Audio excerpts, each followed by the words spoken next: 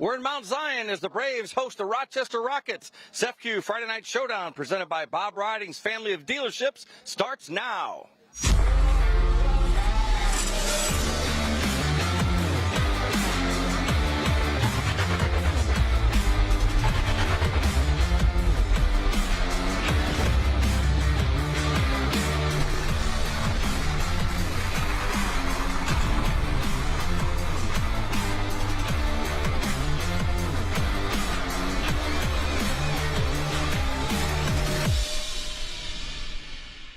Good evening and welcome to CEFCU Friday Night Showdown, presented by Bob Riding's family of dealerships. We're in Mount Zion as the Braves will host the Rochester Rockets in a Class 4A showdown. I mean, this will be a showdown. Paul Wapple, Adam Anderson. Beautiful night for high school football. It's week 2. The weather doesn't feel like week 2, and it doesn't feel like a week 2 game, does it? No, all eyes in Class 4A in Illinois are going to be watching Mount Zion tonight.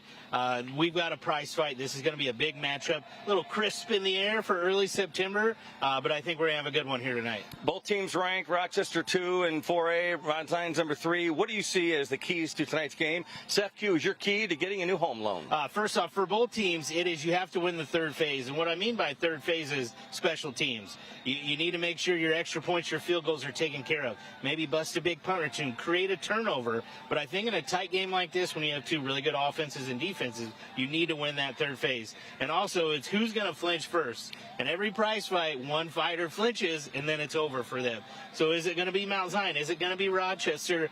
I don't know, but I'm really looking forward to it. I am too. It's a playoff-like atmosphere tonight, and should be a great one. Right now, we're going to turn it over to our third member of the broadcast team, Spencer Davis, who has tonight's Brandt Professor of Agriculture field conditions. Spencer? Hey, thanks, guys, and you really couldn't have asked for better weather, like you just said, for an early September matchup. It's not too sunny, but it is overcast, and that's going to be it's going to create a great ambiance out here. The field itself is turf, so we're not going to have to worry about any sort of, deterioration of the field throughout the game. This is built to last, and so this is going to be an excellent game, and the field is going to do its part. Paul, back to you. We'll be back with the CEFCU Friday Night Showdown kickoff from Mount Zion in just a minute.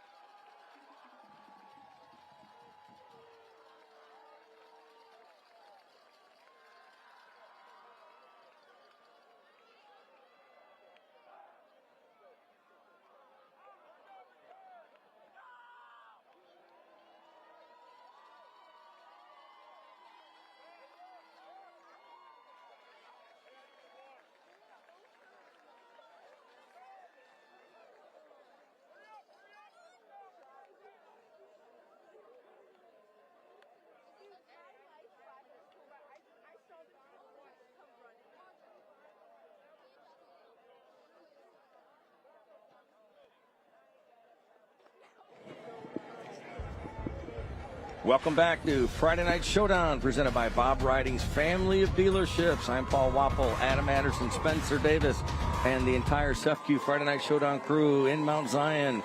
I said it before, it's September, 5th? It feels like November. Yes. With the atmosphere we have here, number 2 and number 3 in Class 4A. Both 1-0. What else can we say, Adam? Not much. You two very well respected coaches, two teams that have played in recent state championship games. A lot of big time, probably college football players playing tonight here too. So two great fan bases as well. Beautiful night. Great crowd here. Gabe Shoemaker will kick it off momentarily. The Rockets will receive the ball as we open this game here in the first quarter. Week 2, we said both teams won their opener easily. Both teams scored more than 40 points.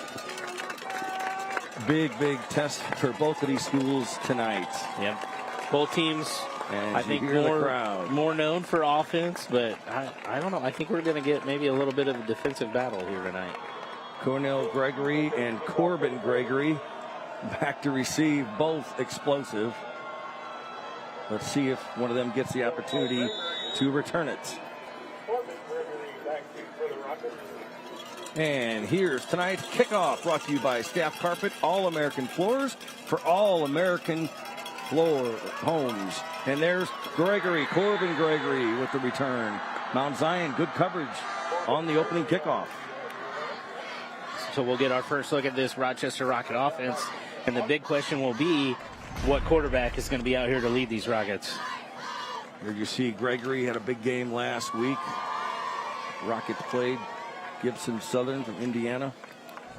And we know Derek Leonard has a lot of tricks up his sleeve, as always. Never know who'll be a quarterback.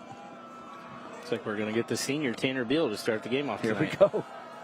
Starts already. Tanner Beal on first down for the Rockets. Nope. Goes. That's Gregory took trying the to find snap. some room. Not much there. Cordell Gregory caught the snap. The sophomore, 5'10", 150 pounds. No, don't adjust your screens at home. There are 3 different Gregory brothers, 10, 22, 24. We'll try to do the best to keep track of them. But Cordell, he is the Swiss Army man. He'll do a little bit of everything on offense. No gain. 2nd and 10. Back to throw. J.P. Leonard. Rolling throws. Complete at the 35-yard line. And that's enough for a first down for the Rockets. And that's a Brant Professional Agriculture first down. Brant, one of our first down sponsors all season long. Great job by Tristan Stanton to find an opening just on a simple play-action roll out there for the Rockets. On 1st and 10, there's the handoff. Gregory to the 41. Good pickup there. Check that. That's Caden Stout with the ball. Stout had use a lot of players. Yeah, he had a great game last week against Gibson Southern as well. Quickly back to the line. Leonard hands off. Oh, double reverse. Going left. Still on his feet. About the 48-yard line, so it turned out to be a nice play there. Nate Swaney, the junior, ends up with a good pickup for the Rockets. Yeah, almost got snuffed out there in the backfield. Had a brave deep on that second handoff. A great job by Swaney to get the first down. And that's another Brant Professional Agriculture first down. Rockets look to the sidelines for the play. J.P. Leonard from the gun. Hands off to Staten. On his feet, crosses midfield to the 46-yard line of Mount Zion. So, Caden Stout. The running game doesn't get talked out a lot or enough here in Rochester, but good job by Stout. That's an easy first down run, picking up 5-6 yards. Get a look at the Rochester head coach, Derek Leonard. J.P. Leonard throws right, complete. Mount Zion's there. Still got a couple of tough yards, did Nate Swaney on the completion. J.P. Leonard coming out. J.C. Anderson was the one that disrupted that play. You know, he sure did. Tanner 6'7", 240-pound playing defensive end. He's going to be one they have to keep an eye on tonight. On 2nd down, Tanner Beal. Back to throw. Throws left. Complete to Staten to the 39-yard line. For Stout. Caden Stout. Just a nice, easy throw there for Beal. It looks like they're just going to bring him in and out here.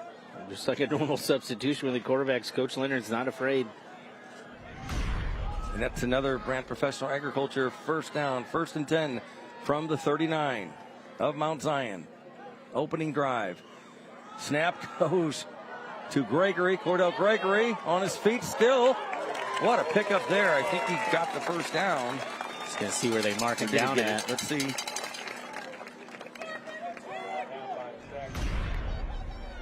He's going to be about a yard short, but great run. Just a few moves, and he's hard to bring down. He's not a big guy, but he's very elusive. 2nd and 1. J.P. Leonard back in. At quarterback for the Rockets. No score. Opening drive.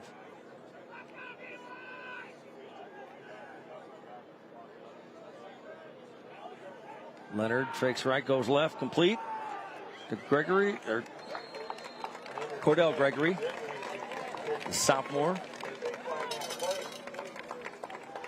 Yeah, just a simple screen pass there for the Rockets, but got enough to get a first down. And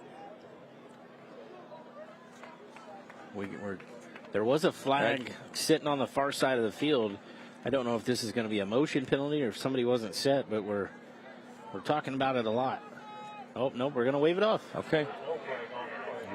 We had 6 flags picked up last week. We're off to 1 here tonight. So it's a Brand Professional Agriculture first down. I thought that's what it was. From the 24 now, Gregory, hands off, Stout. Rockets mixing it up. Offensive line doing well here in the first quarter. And almost like a full line change. Again, I talked about Rochester's depth in the pregame show. They can bring in so many different skill guys. It's a luxury Derek Leonard loves. Leonard fires it, incomplete. An incomplete. J.P. Leonard making sure that wasn't a fumble. It was an incomplete pass. Great job by number 5 there, Connor Fox. Broke up that screen pass early. He darts right in here and is all over Swaney on that one. So good job by the Braves defense. 3rd and 5 for the Rockets from the 20. Handoff, left side. Stout.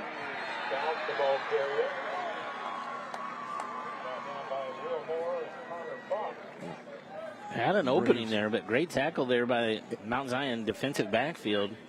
I think the back 4 guys for both Mount Zion and Rochester on defense are going to be very important here tonight. 4th and 5.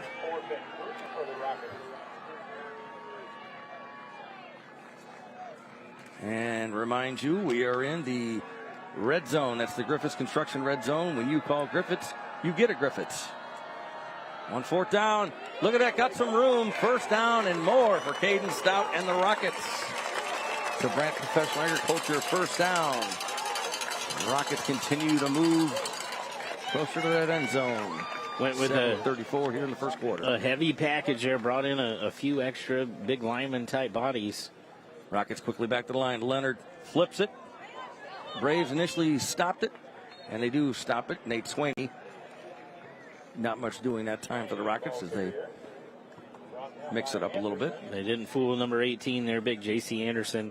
You know, he gets a lot of hype offensively. He's a great defensive end. Again, at 6'7", 240 pounds. He can see a lot of what's coming, and he's got those big, long arms. Hand off to Stout. Caden Stout stopped at the 10-yard line. Bring up 3rd down for the Rockets. Again, great job up front. I think they're mixing up a little movement up front, confusing the Rochester offensive line. Leonard to throw. Fires in the end zone. Almost intercepted. And boy, oh boy, you don't get much easier when Brody Lipa. Brody Lipa, yeah, came across. I don't think JP saw him. He came from the opposite safety position, but great job by Lipa to come across the field and almost pick that ball off. Rockets are fortunate there, so 3rd and 9. Make that 4th and 9 for the Rockets. They can get a time. I think we're going to get a timeout here from Mount Zion. Let's talk about it. Let's talk about it. Okay. So we'll take a look at that last play, Adam. Yep. Take a look. JP scanned the right, came back to his left, stared him down, and then again, great read by Lipa. I'm sure he's kicking himself on not taking that ball the other way, but this is a big fourth down here early on for Rochester. That's why the Braves wanted a timeout. Look at that. How about that? What a great crowd. Look at that. Students. A lot of construction vests purchased over there, so. 6:37 opening drive, opening quarter. And this is a Woods Basement Systems timeout. Your home is where you feel happy, safe, and secure. With foundation problems, worrying is natural. Fixing it is crucial. Call Woods, the all things basementy experts, and fix it forever. Thanks to Woods Basement Systems. 4th and 9 for Rochester. Keep an eye on number 12, Nate Swaney. He's on that right side in the slot position. Derek Leonard calling the play in. Empty backfield. Leonard back to throw. Looks right. Goes the end zone. Couldn't hang on to it. Pretty well thrown pass, but Nate Swaney couldn't hang on to it, so the Mount Zion Braves will take over on downs. Again, great throw, and JP Leonard had a little pressure in his face, just had it over the outstretched hands of Swaney, and excellent job by the Mount Zion defense to bend but not break and give up a touchdown here against these Rochester Rockets. Now let's see if they can move the ball down the other way. So now we'll see Keller Stock. You talked about it, maybe underrated, really good quarterback. A lot of the attention, of course, goes to J.C. Anderson, the 6'7", 243-pound senior tight end who's an Ole Miss commit. 1st and 10, Mount Zion from their 9. Handoff. Oh, my goodness. Hello. Hey, that was Holden. Make that Connor Broughton. Wow. How about that for a stop? He came out of nowhere. I'm staring at the handoff, and he just fights off his block right there. He almost took the handoff out of Stock's hand. Great job up front. Yeah. Loss of about 4 on the play. 2nd and 15. Wow. Mount Zion in a hole now. From the end zone. Stocks fires it to his man, J.C. Anderson. 1st down. Brand Professional Agriculture 1st down. Pretty nice when you have a 6'7" target, right? Absolutely, and you know, they call him a tight end. He is more of a receiver than a tight end, but he can block very well. And you might actually see him take some snaps lined up at a running back position. But to have that kind of safety blanket for Stocks is very, very nice. 1st and 10, Mount Zion from the 25. Back to throw, Stocks. In trouble, and he does go down. The Rockets defense comes up with a sack there. And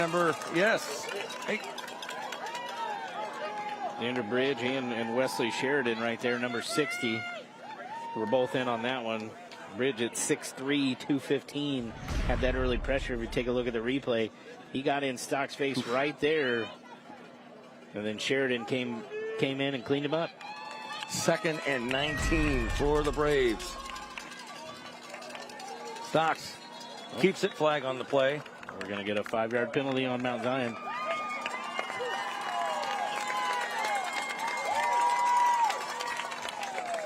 So Rochester fans 2nd down. Illegal procedure again. Cheering. Flag will move the Braves back even deeper in their own territory here. Yeah, Coach Etherton can't be happy about how this offensive series has played out. Had a negative play and then got a big 1st down, but now we've got 2 negative plays back to back. Can't be happy about that. 2nd and 23, we'll call it. Back to throw is Stocks. Has some time. In trouble. Gets away. Again. Fires a long one. Got his man across midfield. Look at this. 30, 20, 10, 5. He's going to go. Jacob Harvey, and that's a CEFCU touchdown. Holy cow. Wow. Derek Leonard called Jacob Harvey one of the most underrated wide receivers in the state. He just got behind the Rochester Rocket defense. I think Cornell Gregory was peeking too much into the backfield there, and was looking at his boys up front to maybe get a sack, and he lost track of where Harvey was going. Can't do that. He's too quick and too good. Mount Zion will attempt the extra point to try to make it 7-0. Gabe Shoemaker will try the extra point. We're missing the guy. I talked about it as a key to the game. Special teams has to be important tonight. Elwick the holder. Kick is up, plenty leg, and it is good. 7-0 Mount Zion here in the first quarter. We'll take a break. Back with more CEFCU Friday Night Showdown from Mount Zion in just a minute.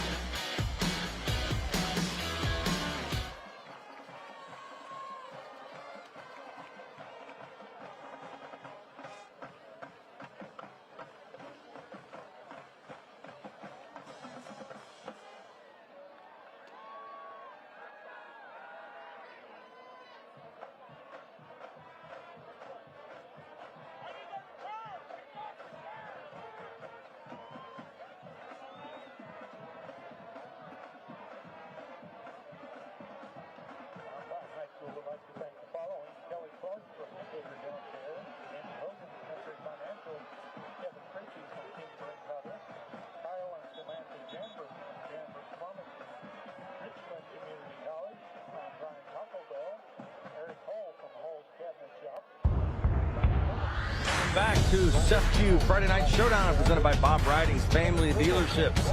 First quarter action, 4:35 to go. The Mount Zion Braves, the home team, they strike first on the big touchdown pass there to Jacob Harvey. Yeah, not much had went right for Mount Zion in that first drive.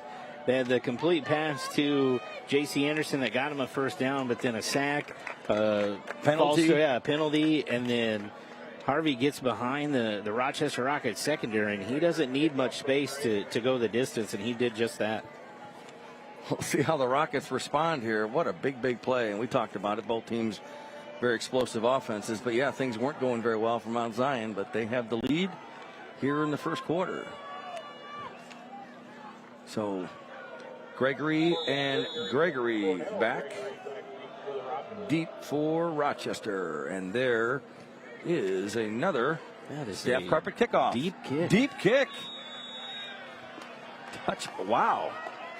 So Corbin Gregory, no chance to return that one. The Rockets will start 1st and 10 from their own 20 here as they get the ball for the second time tonight. Yeah, Gabe Shoemaker, that's a boot. That is. There's a little bit of a breeze, but not that much one. That was all him. Again, that takes away maybe the explosive return ability of the Gregory brothers back there. All right. 1st and 10 from the 20. Leonard looks to throw. Gets away. Going to keep it. Tucks it away. I think he got back to the line of scrimmage. Yeah. See where they mark it. Great coverage downfield. Didn't really have any open options, but just tuck and run and did what he could to not lose any yards there. On 2nd down, Leonard looks to throw again. Has some time. Hit hard. Got it away. Oh, I see. Let's see if there's a flag on that. Oh, the Rocket fans are not happy about that. And I wouldn't be happy either. Eli Cox, who I talked about, is Here's the replay. Another guy that I don't think he caught a pass, but he's a heck of a player. If you can see on the replay there, number 12 from Mount Zion, which I can't find his name right now, but had a nice hold of that white jersey. Will Moore. 3rd and 12 from the 18. New quarterback, it's Tanner Beal. Throws. Incomplete. Intended receiver Nate Swaney. He took a huge hit at the end of that play from J.C. Anderson. Beal, not a small guy either, but Anderson laid a big hit on him as he let go of that football. So now 4th and long for Rochester. Punt situation for the Rockets here. Mount Zion's defense comes up big on this series of downs. J.P. Leonard. Pretty good punt. And at midfield. And we're going to send it down to Spencer, who's with our title sponsor, CEFCU. Thanks, guys. I'm standing by with Austin from CEFCU here in Decatur. And Austin, talk to me a little bit about what it means to be partnering with Friday Night Showdown yet again. So CEFCU is really excited to once again be a partner for Friday Night Showdown. We love to show up for our community, so this is just another way to do that. And so talk to me about what events you guys are coming up with. I know that you guys always want to be involved in the community. Yeah, so CEFCU will be here in Decatur at Boo at the Zoo. We will have a table there, so come see us if you're out at Boo at the Zoo. We also have a couple events here in Springfield coming up. Shoes, Brews, and Business, we will be there with a table, vendor booth, and then we will also be at Zooly Gooly in Springfield as well. So come see us. Austin, thank you so much for your time, and thank you for partnering with us once again. Guys, back to you. Thank you very much, Spencer, and thanks to CEFCU. Back to live action here. Tried to get it out to J.C. Anderson there after a play action. And Stocks, again, made a great move to evade a Rochester Rocket defender. But great tackle by Tanner Beal on Anderson to not let him get going anywhere. 2nd and 9 for the Braves from the Rocket 49-yard line. Stocks rolling. Flag on the play. Complete. Still on his feet. Down inside the 30-yard line. Let's see what the flag is all about. It's going to be holding on the offensive line there. Jacob Harvey, the reception, but the Rocket fans, before the flag went up, were screaming and yelling, so bring it back. Yeah, Connor Broughton, number 88, is wrecking some havoc up front for this Mount Zion offensive line. I'm sure Coach Etherton is not pleased, but it seems to be the speed that he possesses is really becoming an issue for the Mount Zion offense. So mark it at the 41-yard line. 2nd and 19 for the Braves. They lead 7-0 here in the first. Interesting formation here. We got 4-by-1, and on the 1 is J.C. Anderson at 6'7", and then Cornell Gregory at 5'8". Stocks fakes it, lost it. No, he did not lose it, but he lost yardage. Number 88 again for Rochester is in on there. Connor Broughton, he had some help. Yeah, he has been huge up front outside of the one touchdown play, and even then I think he was in the backfield early on that play. He has been quite a problem for Mount Zion. So you've got a longer way to go now, the Braves do. 2nd and 26. I told people this was going to be a defensive You did ball say game. that. You did say that, yes. And outside of the one play, I really think it was. Stocks finds his man, complete. Stopped at the 40-yard line. Reception made by Ricky Jones. First time called his number tonight. The 6'1", 134-pound senior. Jones, a speedster there, just throwing a screen pass there on 3rd down. Rochester came out in an interesting tactic. Had all their defensive backs standing at the 1st down marker and then waited for them to catch it and then came up and made a big tackle. So 4th and 20 for the Braves. Punt formation. It's Corbin Gregory back to get this punt. Good punt. High punt. Maybe not quite yardage. Wow, gets a good box right right now. We're going to check in with Spencer with the Grunig Health and Wealth Sideline Report. Spencer? Hey guys, and this is a fantastic matchup. We've been talking about it for the last couple of hours just through all the shows and programming we've done. But this is the first time these two programs have faced off since 2016. That was Patrick Etherton's first season here at Mount Zion, and it was in the Sweet 16 of the state tournament. This is a great game, and it was one of those that Rochester won 63-21 en route to another state championship. But for now, we've got a good one on the way. Back to you. All right, thank you very much, Spencer. And at quarterback, Tanner Beal, the handoff to Nate Swaney on 1st down. coming right at Spencer Davis. I think they heard him talking about that 2016 matchup. And that was that Mount Zion team was a really, really good one, but just ran into a buzzsaw as the Rochester Rockets. J.P. Leonard back into quarterback, hands off. One went to Cordell Gregory, and there was nothing doing in the middle of that field. And that is a pass as well for you statisticians at home. So if Gregory would have dropped it, it would have just been incomplete. 3rd and 7 for the Rockets. They trail 7-0. Hand off. Nope. Leonard keeps it. Looking, scrambling, in trouble. Goes down. Got to hold on to that football. For a loss. And who else? J.C. Anderson in on part of that. Throws J.P. Leonard for a loss. Anderson and number 14, Calvin Becker, a junior. Again, up front, both ways are really causing problems for these offensive line. Rockets in punt formation on 4th and 15. J.P. Leonard. Braves will let it go. Takes a Rochester bounce. We got a far flag. I think we've got a little extracurricular activities. We'll see who they call this one on. Ball's at the 31-yard line, but like we said, let's see what the call is here with 18 seconds to go in the first quarter. Pretty quick quarter. Yeah.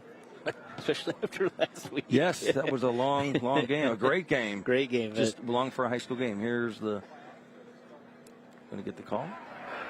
After the reception, or during the reception, personal foul, 25. Okay. Unnecessary roughness, 15 yards from the end. First down. Braves have the ball. Looks like at the 40. Let's see where they spot it. They called out number 25, Caden Stout.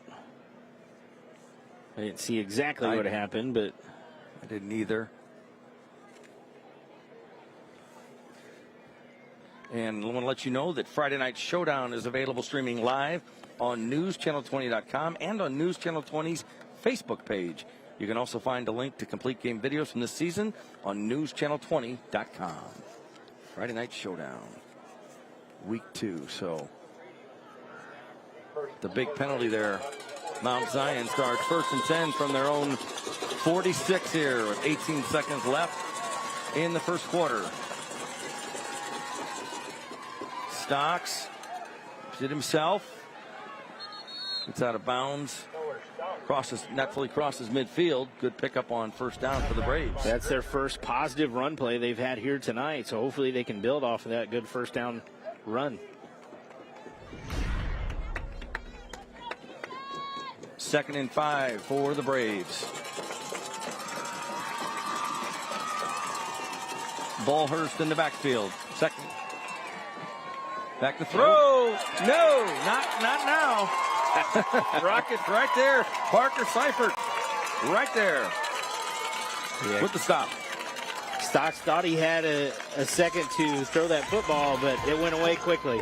All right, we're going to take a break. Back with more CEFCU Friday Night Showdown from Mount Zion in just a minute. Stay with us.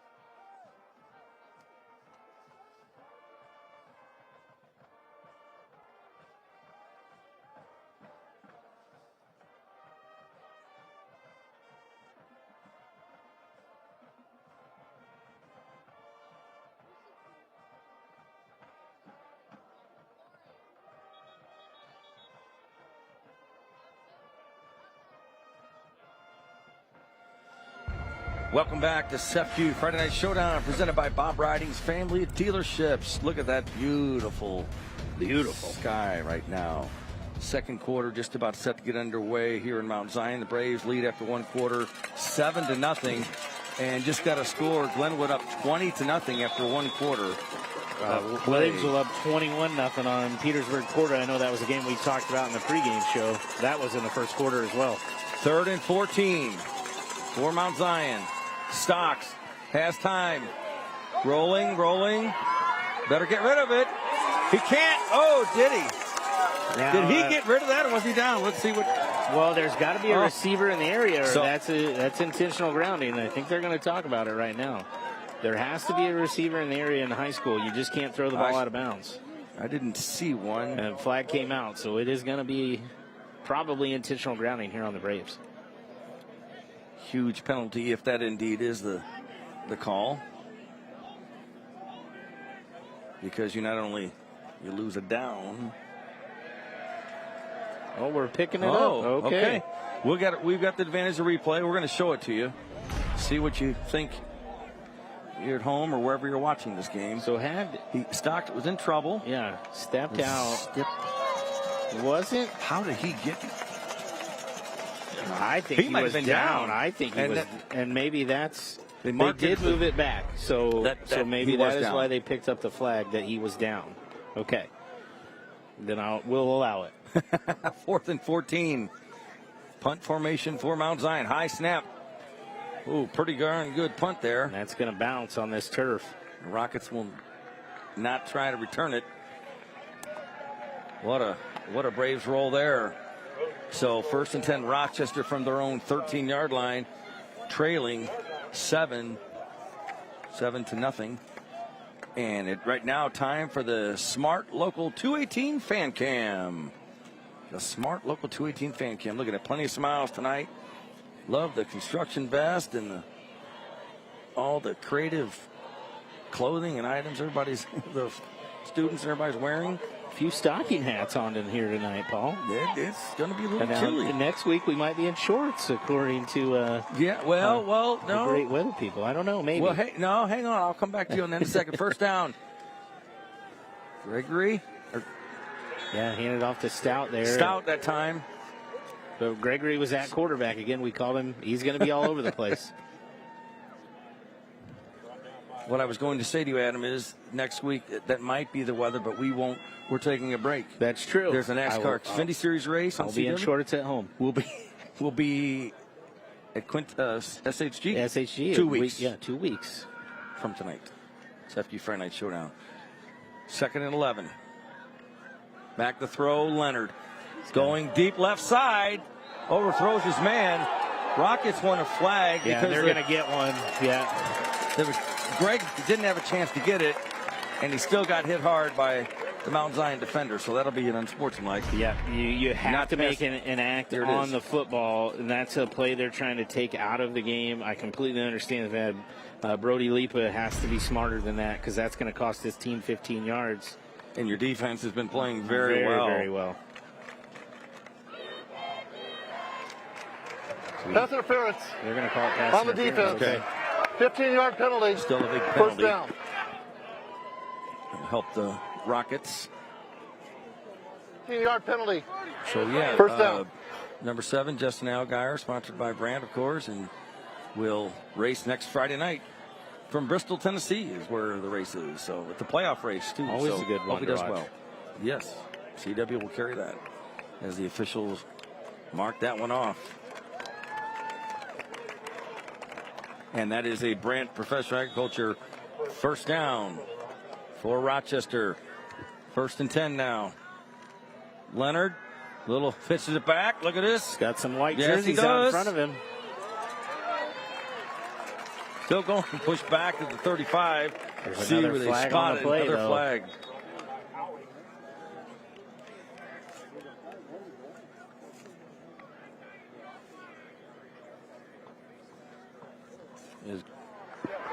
Holding on the offense, Gregory. number 53. Rochester. Holding on the offense, number 53. 10-yard penalty from the previous spot. Repeat Called that first one down. on number 53, Cade Jones. They had a whole line of white jerseys out in front of Gregory. Here's the replay. Adam, somebody just stopped by here. Do you know this young lady? I think so. ABC News Channel 20 anchor, co-anchor. There's no parking here. No parking. She had a tough time parking. On 10:50 to go here. You just here to enjoy the game?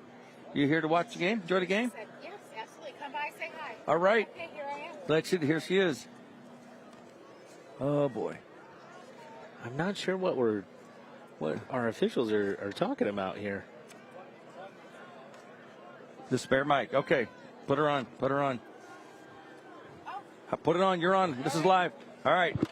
You tell them who you are. We do it. Tell them who you are and what you do. Yes, Dawn Sterling with News Channel 20, Fox, Illinois, CW. Out here hanging out for the Mount Zion Rochester game. Hey. Best looking one of the bunch here. No doubt about she that. Definitely helps Good us to out. see you, Dawn. Yeah, ran into some friends on the way in, had a long walk to park. Yeah, you said you had a hard time finding us. We do kind of blend in over here. Yes, So. I'm over at Fletcher Park. Okay. No, but thanks for making the effort. You like high school football? Yes, All right. absolutely. Stay here, Dawn. Okay, on first down. Rockets get some positive yardage there. We've got a good game here, Dawn. 7-0, as you see in the second quarter. Two really powerhouse teams. They're very well matched. I said that tonight at 6. Did you? They're very similar communities. Yeah, absolutely. People Absolutely. in general. Yeah. Well set, very supportive. On 2nd and 8. Good pickup. Now, did you make a prediction of who was going to win here tonight? Well, just because I live in Decatur still, I'm gonna go with Mount Zion. All right, yeah, we respect it. So, and they're winning 7-0. Yeah, So yes, I'll just, they are. It's only one touchdown though. Caden Stout with the carry. Absolutely beautiful night, isn't it, Dawn? It's just It is. It's stunning. Cannot beat this for second night of Friday Night Football. That's a brand professional. What's the first down? And look at this on first down. He might go to the house. Let's see. Fausto on his feet. Down inside the 3 is Caden Stout. Whoa, what a run. That's what I said. I said, hey, Mount Zion going to win, and there you go. Let's go Rochester Rockets. Rochester faithful might You want to fired have them you up. on the broadcast because this is the best drive they put together all night. And Dawn, that is a brand professional agriculture first down, and now they are inside the Griffiths Construction Zone, red zone, the Griffiths Construction red zone. On first and goal. Rochester moving the ball. Tanner Beal, quarterback, keeps it, calls his number, and he's in. CEFCU touchdown for the Rockets. Just like now that, we have 7-6. game. We Now do, we've got Dawn. a A great game now. Oh my goodness. How about that? One simple big play from Caden Stout had really kind of flipped the momentum. And really, that was really the first kind of drive that Rochester's fully finished and put together tonight. Rockets will attempt the extra point. The fans are fired up. Carson Berberet will attempt the extra point. Low kick. Don't think. No I think good. He missed it. So 7-6. Rochester trails Mount Zion, but it's a close game. We're going to take a break. Back with more CEFCU Friday Night Showdown for Mount Zion in just a minute.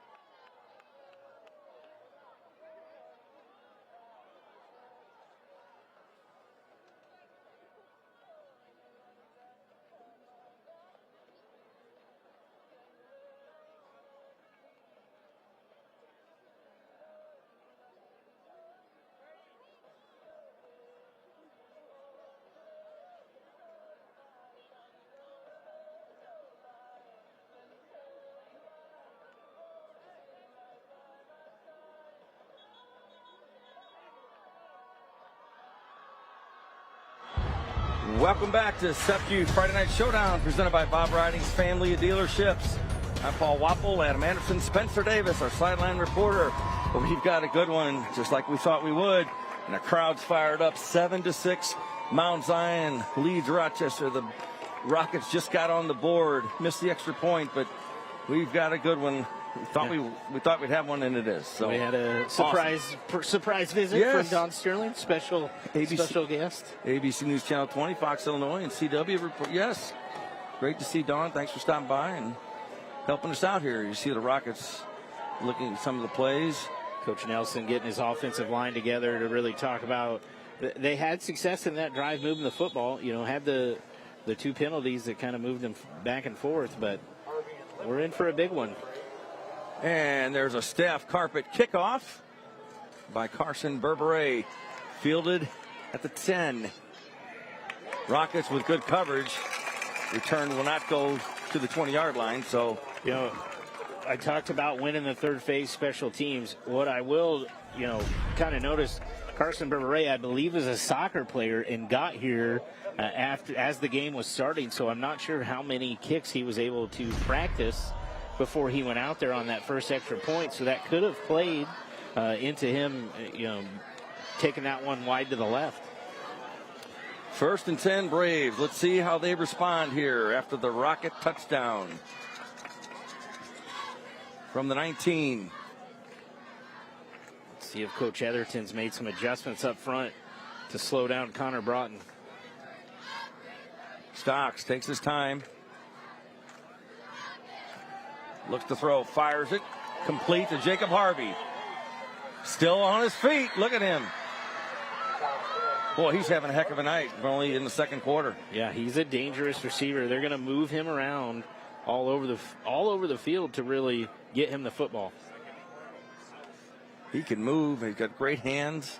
They're going to say he stepped out of bounds, Paul, so he did not get the first down like we thought. Second down for the Braves now. Great camera work tonight, as always. Back to throw. Stocks fires it right. Complete. Trying to cut back. Still on his feet, now out of bounds is Kellen Bullhorse, the junior. That's as easy as a simple run play, too. Bullhorse, just a swing pass out there. They'll do a kind of a running back by committee. They'll get 3-4 guys different back there. Big third down here for the Rochester Rocket defense. 3rd and 4 from the 25-yard line. Stocks by himself. Empty backfield. 5 on the play clock. 2 on the play clock. Ooh, just got it off. Stocks fires it. Complete. Hit his own man at the 30-yard line. It's going to be reception by Brody Lipa.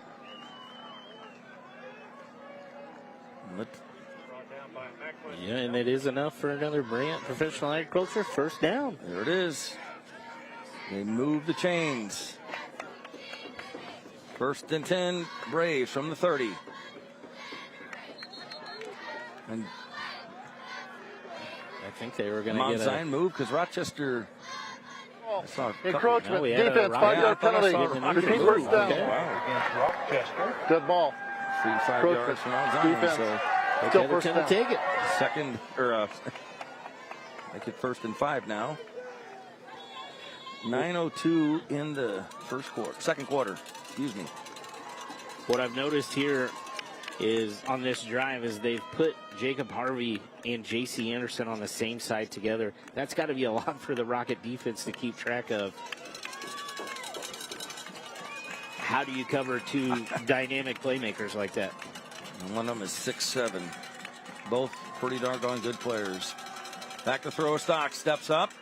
Fires across the middle. Got a man complete. Who else? Jacob Harvey at the 36-yard line of Rochester.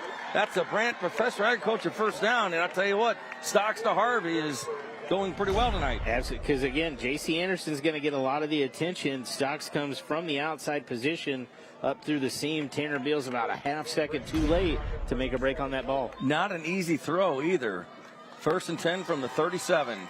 Stocks looks, Dumps it across the right side. Screen pass. Gregory, complete. Harvey again.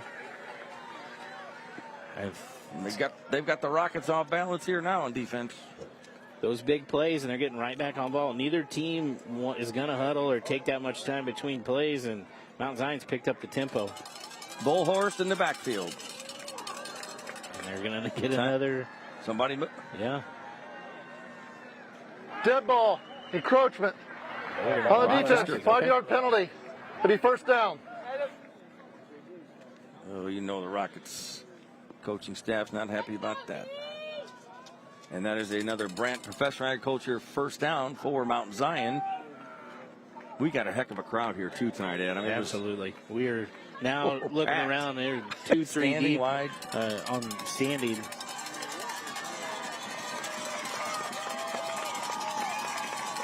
First and 10, Mount Zion from the 23 of Rochester.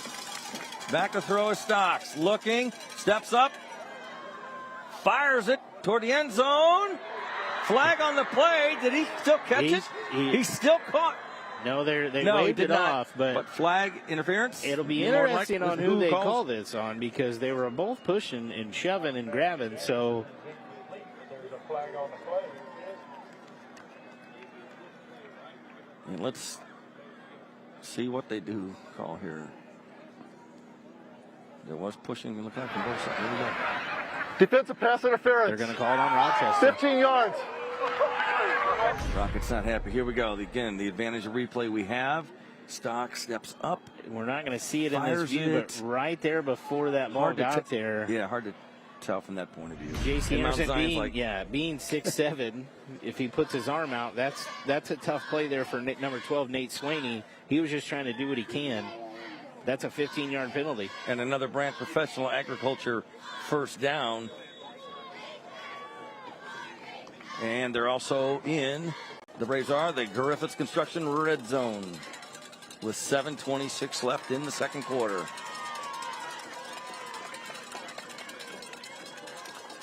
Back to throw. Stocks in trouble. Steps up. Rockets trying to bring him down, and they do. That's a pretty good stop there, because Stocks was trying to find a hole. Xander Bridge brought him down there at the line of scrimmage. I thought maybe he got a yard, but no, they marked him back at the 11. So second down and 10 from the 11.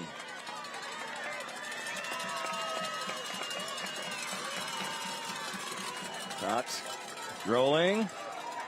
Fires it. Ooh. Good defense by the Rockets. They had a big target there, the Mount Zion Braves did, and the Rockets defense came up with a pretty darn good play there. Yeah, that was Brooks Gavin, number 1, that slid right underneath it. I think he got maybe a hand or two on it. Again, rolling left as a right-handed quarterback, you got to make sure you square your shoulders. Stocks did that to put some heat on it, but Gavin read it correctly and almost took it the other way. So third and 10, Mount Zion. Again, keep an eye on number 18 on the far side. At 6'7", all they need to do is put it in the air to J.C. Anderson. Stocks looks, he goes to Anderson. Some movement, that flag right away. Pass interference.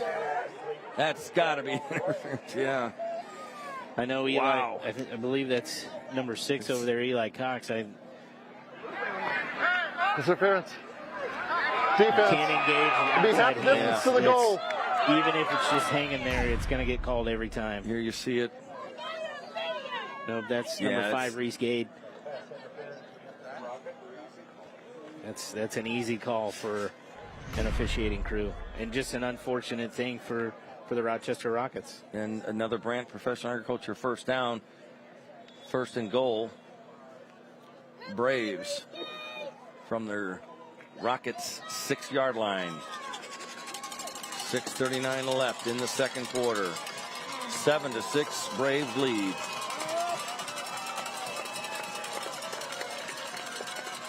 See how Mount Zion plays it here. Stocks looks right, fires it. Good defense by Gregory. Nice stop. Yeah. Cornell shot his hand right in there. It was a great route by Jacob Harvey.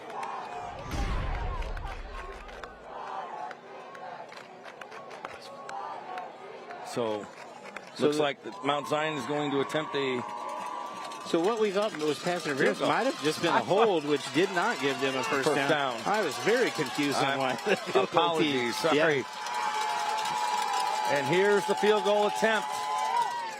Plenty of leg. It's up, and it is good. Gabe Shoemaker, a 22-yard field goal. And great kick there by Shoemaker. And put that one deep. That could have been good from 40 yards. And let's send it to News Channel 20. Sammy St. Jean is with our presenting sponsor, the Bob Ridings family of dealerships. Sammy St. Jean joined alongside Wade Miller from Westtown Ford in Jacksonville. And week 1, it's already under our belt. We're here to week 2.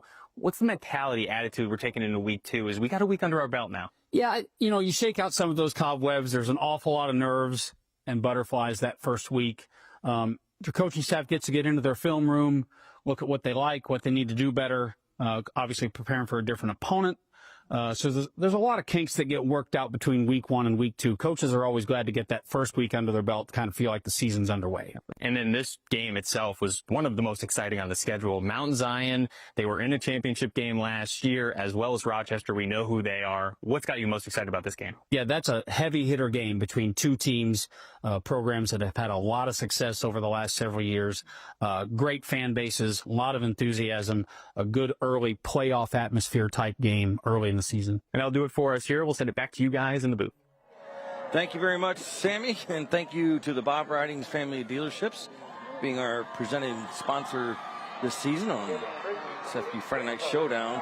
5:56 to go. 10-6 Braves after the Shoemaker field goal, 22-yarder. And boy, penalties really obviously hurt Rochester on that Braves drive there. Yeah, I know defensive coordinator Steve Beaker is going to have to go back and talk about when you have a 6'7" player like J.C. Anderson, you might have to put another guy over the top of him, or put in a taller player like an Eli Cox or a Brooks Gavin. But having Cornell and Cordell Gregory, nothing against those guys, but we're all vertically challenged, and when you have such a big body too, he's not just a slim 6'7", he can cause some damage. Cornell Gregory, Corbin Gregory, back deep, and it is a deep kickoff. No, touchback. Yep, in high school, once it crosses that line, you can't bring it out. Gregory wanted to. So 6:23 to go here to see if how the Rockets come back on offense. And Friday Night Showdown is available streaming live on newschannel20.com and on News Channel 20's Facebook page. You can also find a link to complete game videos from the season on newschannel20.com. 1st and 10, Rochester from their own 20. J.P. Leonard. Hands off, and that's not J.P. Leonard. It's Tanner Beal in at quarterback. Rockets keep it on the ground on first down. Another tough run there by Caden Stout.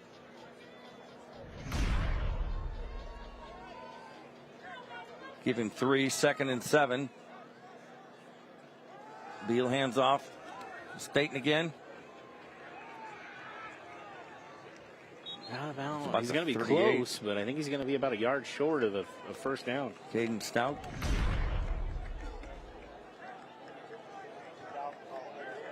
Stout, big tall runner here for the Rockets at 6'3", 185, but he's tough to bring down. 3rd and 2, handoff. I don't think he got it. No, I don't think he did either. Wow. It's going to be close, but see what his forward partners Braves read that as Caden Stout tried to get it. Let's see. Side judge walking in. Oh, we're bringing in some bigger bodies here, I think. Let's see if they're going to go. I think Coach Leonard's going for it here. You got Jory Myron and Connor Broughton in the backfield. 4th and 1 from the 29, their own 29. Rockets going for it. Beal hands off. He did not get it. No, stop. Big time. The Braves stop the Rockets. And you want to have some pressure on your defense now. Rochester has that. Yeah, absolutely. Evan Howley, 44 there for the Braves. Sniffed that one out in a hurry. And great job up front by the Braves defensive line to really get deep and penetrate into that Rockets backfield. Tonight at 10:15 on ABC, join us at the News Channel 20 Sports Desk to get all of your local high school football highlights with the Friday Night Showdown recap on News Channel 20. 10-6, Mount Zion leads. They have the ball. Excellent field position. 1st and 10 from the Rocket 27-yard line. Keller Stocks looks to throw, steps up, in trouble, gets rid of it. Out of bounds. Some of the Rocket fans saying, hey, was anybody in the area? No flag. You can't intentionally throw the ball out in high school football, but I guess they're going to say this was in the area of receiver. But good job by Stocks to get the ball out of his hands anyways. So 2nd and 10 for Mount Zion. J.C. Anderson lined up on the left side. Big target. You got Jacob Harvey as well, number 2, next to Anderson. I think we're going to maybe see some outside pressure here. Number 1, Brooks Gavin creeping up towards the line of scrimmage. Now he's going to back off. Back to throw. Stocks throws it. Incomplete, tipped by the Rocket defense. So it'll be 3rd and 10. Now I'll give Cornell Gregory a pat on the back here, but he has got to be careful. He let Jacob Harvey get behind him again.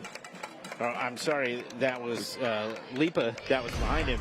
He's got to stop turning defenders loose and looking at Stocks in the backfield, or bad things can happen. That was underthrown, so he's able to get his mid up there on it and bat it away, but he's got to be careful. So 3rd and 10 from the 27 for Mount Zion. Haven't been able to do anything so far on this drive. I think we're going to get a timeout here by Coach Heatherton. Former Milliken coach. As Adam said, calls timeout on absolutely stunning night. Like I said, feels like November with this kind of atmosphere, Adam. A big crowd, and number 2 and third-ranked team, third-ranked team in Class 4A in the state of Illinois. A lot of eyes on this game, and we can see why. And honestly, I think this could be the prequel to a rematch that could happen later on this fall, even because both these teams are squarely in Class 4A. They're going to be in the same South bracket. So this is a matchup that we could see, second quarterfinal, semifinal rounds. So I know the coaches might have played it down as, this is, just another game. Yeah, just another game, non-conference game, but we all know how important it is. Of course, we are in a Woods Basement Systems timeout right now, and appreciate Woods Basement Systems. 4:34 left in the second quarter. Second quarter has been a little slower than the first quarter, but obviously we've got a dandy here, 10-6, and hope you're enjoying it wherever you're watching this high school football game, Friday Night Showdown, and it is a showdown tonight. One thing Coach Enderton's going to have to talk about is they have had 0 running game here in this first half. It has pretty much been on the arm of Keller Stocks, and what running they have done has just been what he's been able to pick up. Back to throw, Stocks rolling left, in trouble, down! Who did it? Who got him? 88. All three. Number 8 and 88 got him. How about that? Again, and not only is that going to bring up 4th down, that might actually push them out of a potential field goal try from Shoemaker. And that's Connor Broughton and Xander Bridge. How about that? Wow.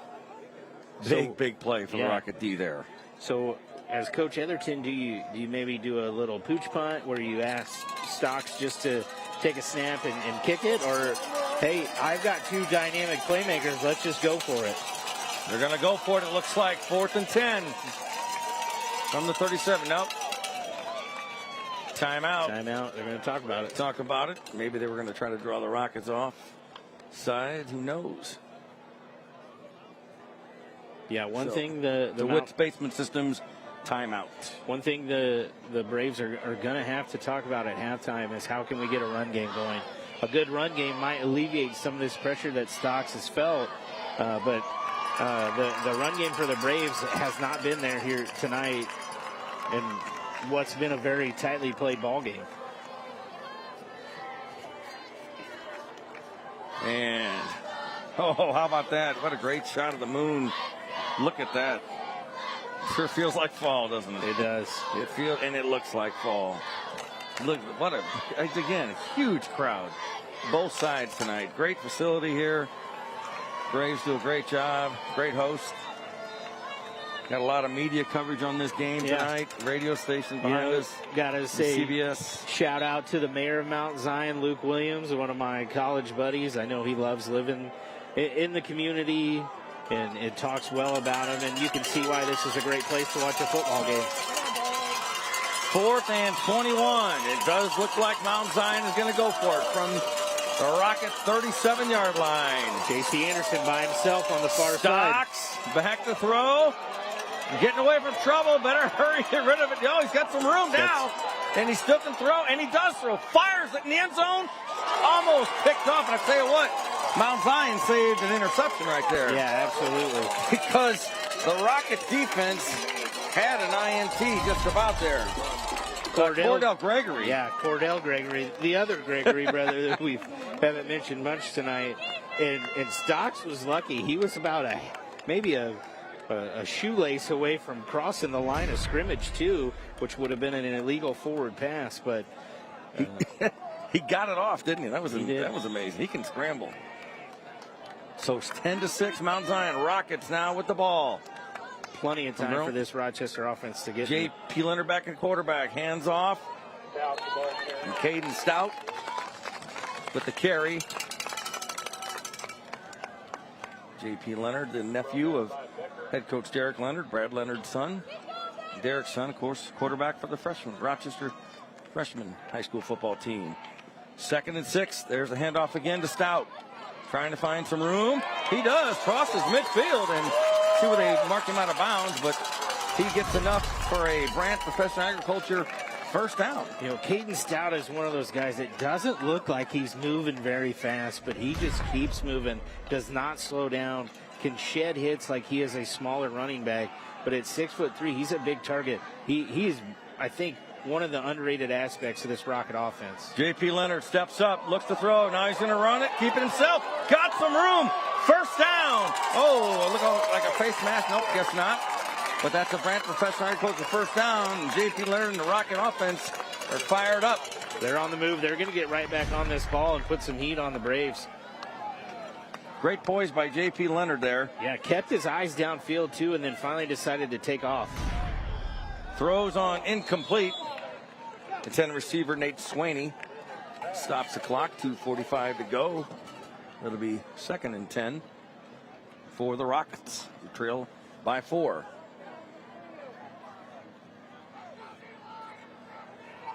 I hear the band warming up, Adam. Close to halftime. Leonard by himself on 2nd down. Trips left. Leonard looks left. Now he looks right. Got his man. Little couldn't quite hang on to Nate Swaney. Maybe overthrown just a little bit. Right now we're going to send it down the field for the Grunig Health and Wealth Sideline Report. Spencer? Yeah, thanks, guys. And again, we talk about football being a game that's won in the trenches, and this game is that right now. All of the defensive lines for both sides really getting up the field very well. So on that recent drive, we've got J.P. Leonard moving up into the pocket and making that escape, and that's something that Keller Stocks is more than capable of doing himself. We'll see that. We'll see if they keep doing that as the game progresses. Back to you. Thank you, Spencer. 3rd down and 10 now for Rochester. Leonard fakes it, keeps it, going to throw, steps up, in trouble and sacked.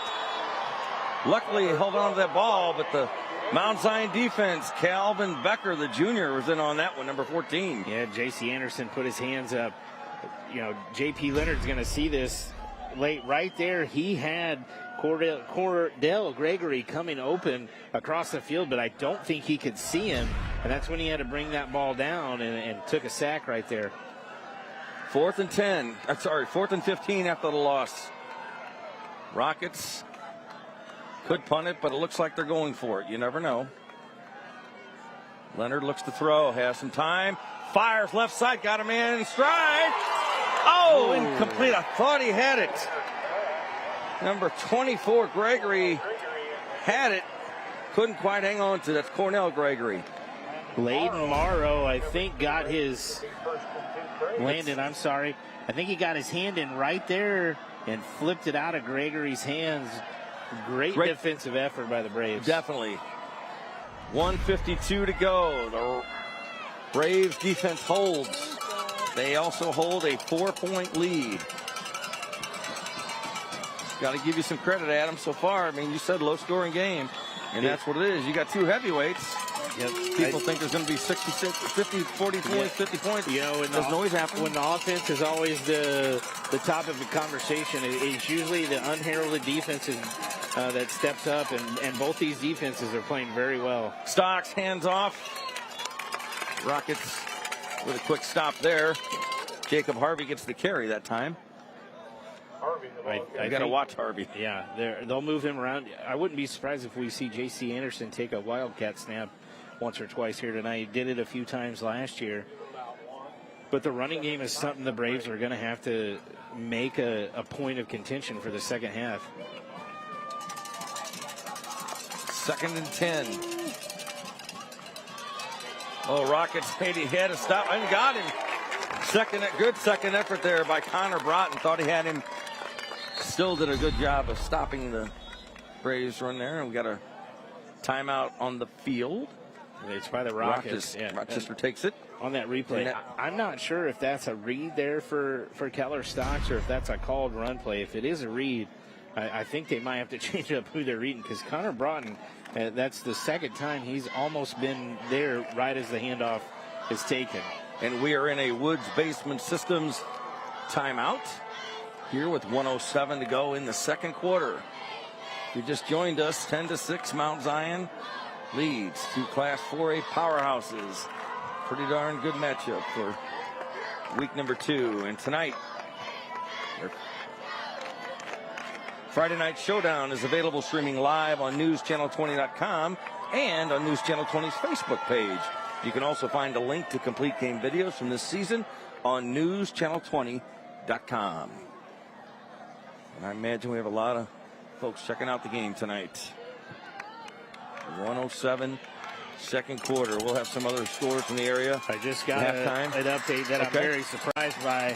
Williams was up 42-0 on Petersburg Porta in the first half. So the Bullets came out on home opener there at Paul Jenkins Field, and they have shown people that they're back. 3rd and 9 for Mount Zion from their own 39. Stocks in the gun. Fakes the handoff. In trouble. Better get rid of it. He does. Pitches it forward, and that's a live ball. And the Rockets have it. Going to go in for the end zone touchdown. A CEFCU touchdown. Look at that. And that's Nate Swaney. And it's a touchdown. A CEFCU touchdown. Nate Swaney. I gotta watch the replay, Paul. I have no idea what happened there. Reminded me a little bit of Tom Brady. Let's see what he does here. He threw it, and then it popped up. Oh, he caught it. It was a pass. He caught it off of his teammate. Another teammate. Oh, my God. Unbelievable. Whoa, what a play. What a play. That is Rochester. That is Sports Center worthy. Bounced off the back of his buddy, and Nate Swaney just happened to be right there to take it the other way. And here it is. Stocks got rid of it. 40. Oh, my goodness. 41. And that's, Parker Seifert. Parker Seifert gets a great assist on that. Underneath it, couldn't catch it. They might be talking about it now anyways. We couldn't tell, but we couldn't tell. I don't think it hit the ground. No, I don't either. Because I think the ball would have died. if it would have hit the ground. It wouldn't have popped up like that. Nobody seemed to think that it wasn't an interception, right? That's okay. Let's see. Oh, here we. No, I don't think Let's see. it Here we hit go. the. Oh, look at this great camera. Okay. Ooh, let's see. Let's see. Right. Spencer Davis says that was a shovel pass. And does Spencer think it hit the ground? Spencer, do you think it hit the ground? Because he's sent me a message. They are going to say it hit the ground. He did. Spencer says it hit the ground. It did hit the ground. Spencer Davis, thank you. He's right there. Right. It's so hard to tell right there. For us, we couldn't. His hands, Parker Cypher's hands were right underneath it. Happened right in front of Spencer. He says it did hit the ground. Okay. Thank you, Spencer. Thank you. Spencer's better than the replay right there for just that play. Well, the Rockets aren't happy about that, Rocket fans. But they, wow, what a momentum swing there. There's Derek's asking Coach Leonard, saying what happened. Wow, he just wants an explanation here. And sure. Honestly, by the officials, it's smart not to blow it dead right off the bat because they want to play it out and then talk about it. So watch it. You see if we can see it hit the ground here. It's hard. Okay. We get the replay. This is a good angle. Okay, yes. It did hit the ground. It did. Thank you. Great camera work. Great camera work. It hit the ground. It hit the ground. Yes. But, Parker Cypher's hand did hit it, and that's why the ball popped up. If it was just simply hit the ground, the ball would have died down. But his hand did hit it a little bit. So now 4th and 9 for Mount Zion. We're still at 10-6 ball game. That Rocket fans want to stop here. They want that ball back before halftime. Punt formation for Mount Zion. Yeah, I think Coach Beaker, the defensive coordinator, they want maybe intentional grounding or to see if he down before he even threw it. And I think that's the discussion we're having right now. But the issue is that play has happened 3-4 minutes ago right now. It's hard to tell as an official, was anybody in the area anyways? Holy smokes. Wow. You talk about some excitement tonight. Still got another half to go. So punt formation for Mount Zion. It's been a while since we've had a play, isn't it? Yeah. A lot of discussion, a lot of time there. A little chill in there, too. Letting both head coaches know what's going on, what the decision was, and talking through that. Brandon Rhodes is in punt formation for the Braves. And the Rockets are certainly anticipating a punt here. And I would imagine you're going to get a quick kick because the Rockets look like they're coming after it.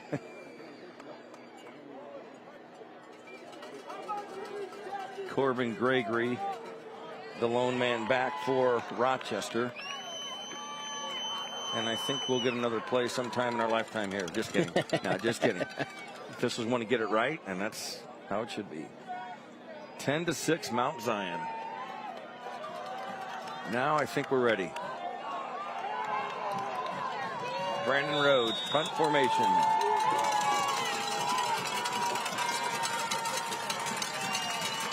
Zone 25. Coming after him. Whoa, they did come after him. Good punt. Great punt. Fair catch called for by Gregory.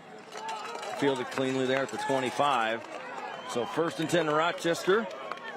They've got, 2 timeouts left here in the first half. See how Derek Leonard plays it. You know they're going to try to score. No, why not? absolutely. They always do. They're not going to take their foot off the gas here.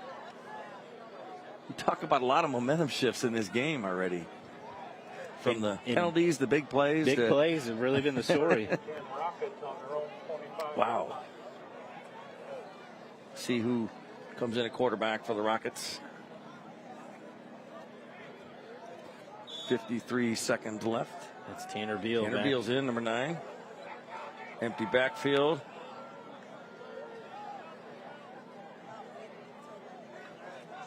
Trying to draw the Rockets off maybe, and maybe.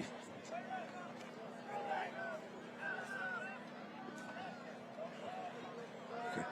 Back to throw, steps up, Beal in trouble, down, sacked. The 20-yard line. You know, the Braves defense. Becker and Anderson they're the two on the Mount Zion side that have been very quick off the edge. J.C. Anderson makes him step up, and then Calvin Becker, number 14, brings down Beal. 30 seconds, 2nd and 14 here. Beal fires it left. Complete. Not much there. Stays in bounds. Not much there for the Swaney and the Rockets.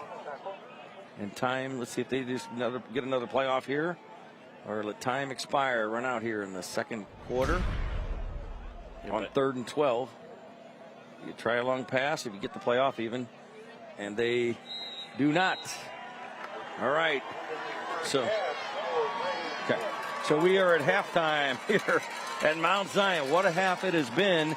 10-6 Mount Zion. The home team leads the Rochester Rockets to Class 4A teams. And we're going to hear from the Braves head coach in just a moment as the teams head to the locker rooms, Adam. And the great news for us is we got another half of football to watch. Yeah, absolutely. That was a great first half. A few more penalties than I would have thought there would have been in a game like this. But, you know, two high-powered teams and two teams, again, early in the season. So it'll be interesting to see what adjustments both coaches come up with. Almost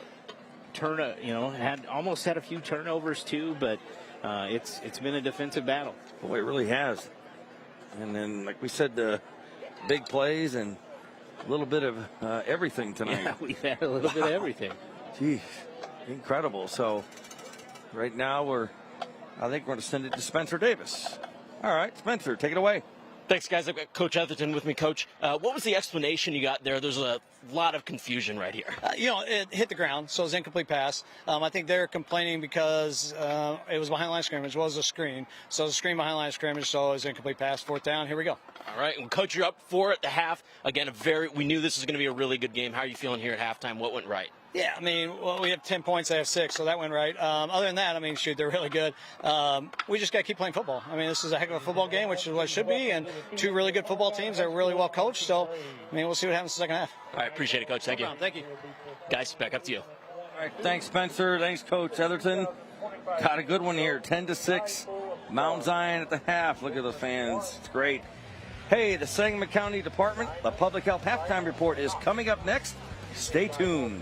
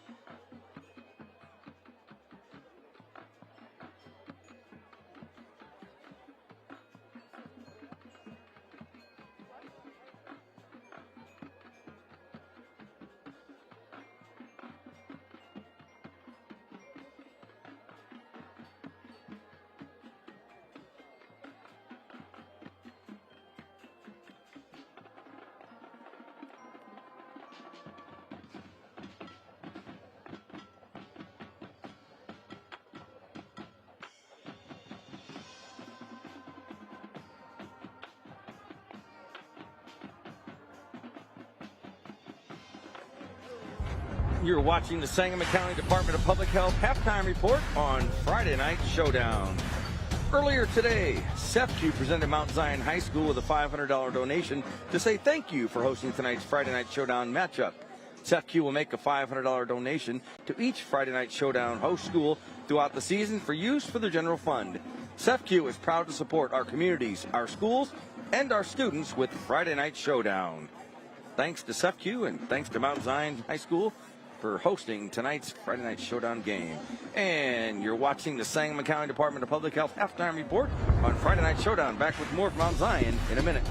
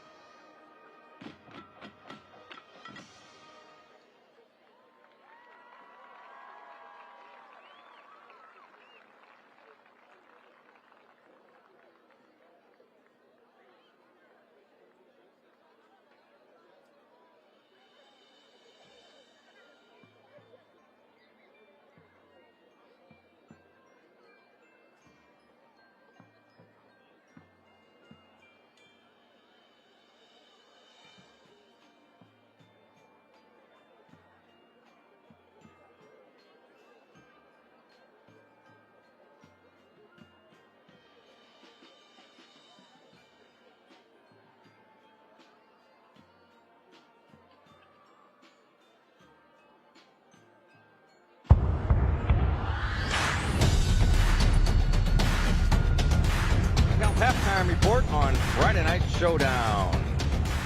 And I want to let you know that throughout this Friday Night Showdown season, the law offices of Frederick W. Nestler and Associates will recognize an exceptional senior student athlete from each participating school with a plaque presentation. This week's law offices of Frederick W. Nestler and Associates scholar athletes from Mount Zion High School, Ella Fink. Ella is a senior in Mount Zion with a 4.48 grade point average and plans to continue her education at Southeast Missouri State. A standout athlete, she's earned multiple honors in softball while also being active in school clubs and organizations. Ella gives back by tutoring kindergartners and volunteers at youth sport camps.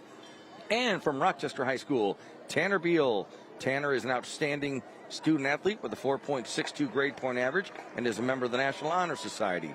A 4-year varsity starter in both basketball and football, he earned first-team all-conference honors in football in 2024 and has been recognized as an all-academic conference athlete. These students are also eligible to win a $5,000 scholarship to be presented at the end of the season, courtesy of the law offices of Frederick W. Nestler and Associates. They are proud to support and encourage exceptional student athletes across Central Illinois. Congratulations to both of this week's scholar athletes. From Mount Zion, Ella Fink, and from Rochester, Tanner Beal. All right, and right now we're going to go check in with Spencer Davis. Spencer? Thanks, guys. I'm standing by with a couple of members from our host schools over here, and we're going to start with our host, Diane Durbin. And talk to me a little bit about these High Five Fridays. I understand there's a special event here in Mount Zion. Yes, High Five Fridays, it's a great opportunity for our athletes. Every Friday I take them to the grade school here in Mount Zion and McGoy Elementary. They high five, greet the students, and just to see the smile on those elementary and grade school students, it's amazing, and it's great leadership for our athletes. And those students look up to them, they're role models, so it's a wonderful program that we are doing here at Mount Zion. Fantastic. And then over to Rochester, Mr. Bedoris, I understand you're athletic director, so you've overseen some of these new renovations happening out at your fields. Talk to me about how those are going. Yeah, so we're about done now. Played our first home game on the new turf last week. It was a great event. We had alumni back for a 30th anniversary celebration. Got a new track to go with it, which is nice. And then last spring we redid the soccer field too. So a lot of renovations going on. Also on the academic side, the new science wing too. So touching athletics and academics with the renovations. Well, that's the goal always. And guys, just talk to me a little bit about, we're on TV. That's pretty fun. How excited were the school and the communities? Oh, extremely excited. What a fun atmosphere to play in. The student sections are loud, and it's just a fun, exciting atmosphere for week 2. The same goes to you. Yeah, it's great for the kids, It's always special, especially in week 2, like Diane said, being on TV and playing a quality opponent. Probably have a good game all the way down to the wire tonight. So, yeah, it's a close one for now. Guys, thank you so much for your time. Paul, Adam, back to you. All right, thank you very much. Appreciate that. You're watching the Sangamon County Department of Public Health Halftime Report on Friday Night Showdown. Back with more from Mount Zion in a minute.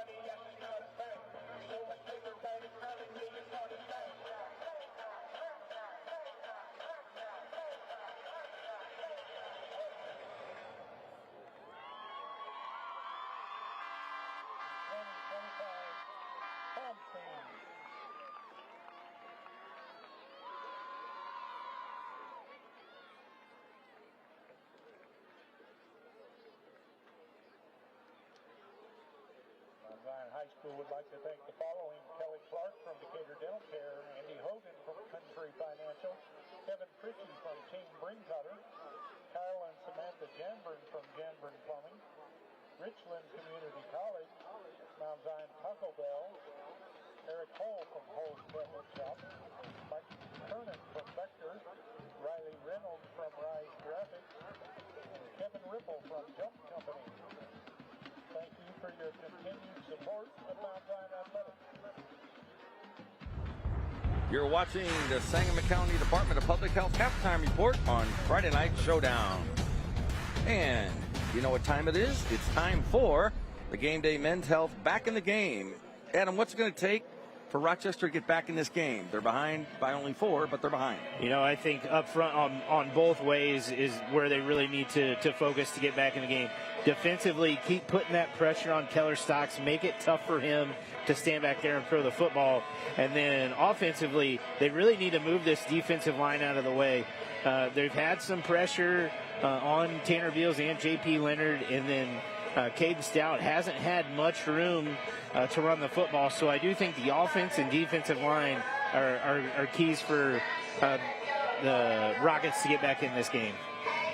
And look at this, just their defense really, really solid tonight. Mount Zion. Yeah, it's really just stopping Beal and Leonard and the Rocket offense. It's been the story all game here is just up front. These guys have not messed around and really came to play. And that's what needs to happen. That's the Game Day Men's Health Back in the Game overview from us. Adam, got some scores to pass along. Glenwood's up big, 41-0. What was it? Boone, Terry, Missouri? I believe that's who it was. I just want to make sure I'm pronouncing it. And we've got some highlights. Here we go. And there were plenty of them. So here's Here's the Stocks. the touchdown again where they just lost track of Jacob Harvey, and he makes the Rocket backfield pay for it. What a play that was. Yeah. What a play. Great throw, too. And then Here's an explosive this run. big run from Caden Stout. Again, he is super fast, but he's so smooth that it looks like he's in slow motion. And then Tanner Beal took it in 2 plays later, and then this downfield again to Harvey. He's made some big catches. That was a huge 4th down stop there for Mount Zion to get the ball back deep in Rocket territory. Wow. Like I said, got another half to go. All right, you're watching the Sangamon County Department of Public Health Halftime Report on Friday Night Showdown. Back with more from Mount Zion in just a minute.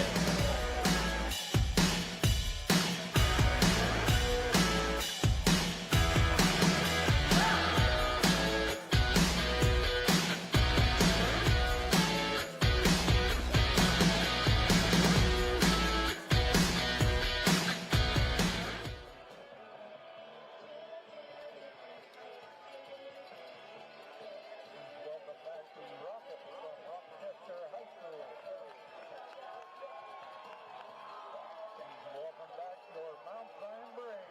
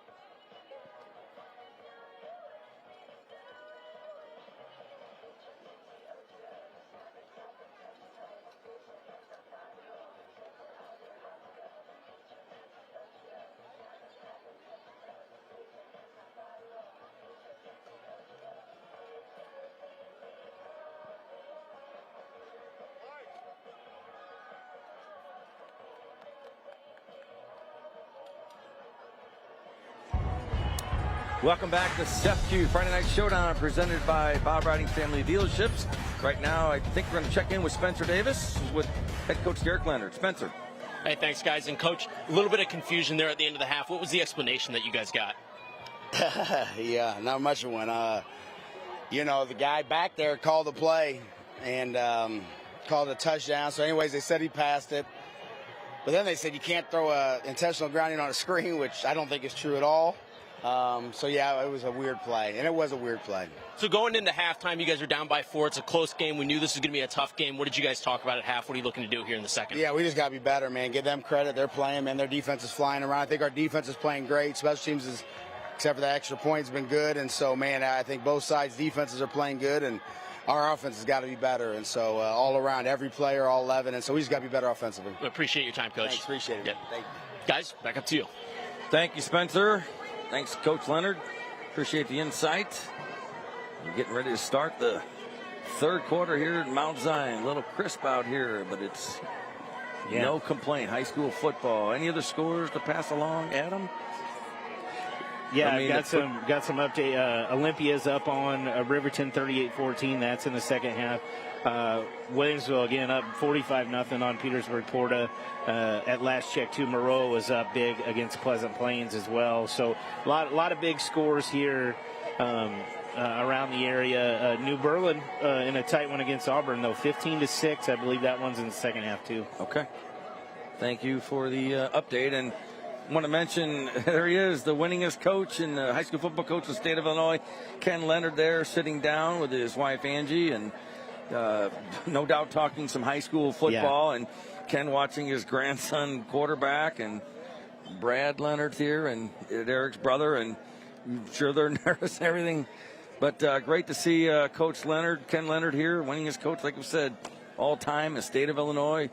Third year. He's been third year that he's been trying for a couple years now. It doesn't seem like he's been out of the game, but he's not really out of the game. Right, yeah. We both know that. I know he's probably talking maybe adjustments to Angie right there on what the Rockets need to do to get back in this football game. But he's got a great view of what's gone on here tonight, especially on that end of the field where a lot of actions happen. Yeah, and he's talked to him a few times. He's really enjoying life. He really is. And, get to watch the grandkids and everything else now, so life's good. Great man, great family, Brad, Derek, all of them. So we're in for a good half and another exciting half of football, no doubt, here in Mount Zion. Glad we can bring it to you here on CW23. Like we mentioned, next week we'll take the week off because of the NASCAR Xfinity Series race, which will be exciting. And then back 2 weeks from tonight, Sacred Heart Griffin will host Quincy Notre Dame. And that'll be a big time CS8 match. Last year Quincy put it on SHG, and that kind of announced their arrival to where they won the CS8 West Division. We'll see what I love going back there to the West Campus and back in the trees a little bit to a nice game at Sacred Heart Griffin. Rockets will kick off, Mount Zion to receive here the second half. And we are just about set. And there's the staff carpet kickoff. Oh, out of bounds. Out of bounds. So, and let's go down to Spencer Davis for the second half. Brant, Professional Agriculture, field conditions. Spencer? Thanks, guys. And when we kind of started this game, there was a little bit of wind moving across the field, but we're not seeing that anymore. It's really still down here. So maybe no more, mixed extra points or anything like that. But the field itself is still great. We haven't had any rain. The turf is a little sticky right now. I don't know if that's a humidity thing, but I can't imagine it's going to affect these players too much. Guys, back up to you. All right. Thank you, Spencer. Yeah, it's brisk. I had to put my jacket on. You're brave in the elements. I am for now. And the ball is at the 35-yard line because it was kicked out of bounds. So the Braves start 1st and 10 from their own 35 here in the third quarter. Great view of the field. Great shots tonight by our crew. Thank you. Let's see what adjustments Mount Zion made at the half. I know Coach Etherton was happy with what the scoreboard said, but he knew they needed to make some changes. On first down, Bullhorse. Nothing doing. Rockets right there. Couple of Rockets in on that one. Number 41, Parker Seifert, from his linebacking position. Again, right, same story as the first half so far. Is the Rochester Rocket defense has spent a lot of time in the backfield of the Braves on these run plays. 2nd and 12. Loss of a couple for the Braves. Back to throw. Stocks. Rolling right. Looking. Fires it. Complete to Anderson. That's a good catch there. Why should I be surprised he caught that? No, and then we got a hold, but we also got a hold on the Mount Zion offensive line. So that'll come back. I thought he caught it too, but it is going to be a hold anyways. Yeah. Stocks is pretty shifty. He can get out of that pocket. So it'll be 2nd and long for Mount Zion. Just underway in the third quarter. 2nd and 22 now. Braves on their own 28-yard line.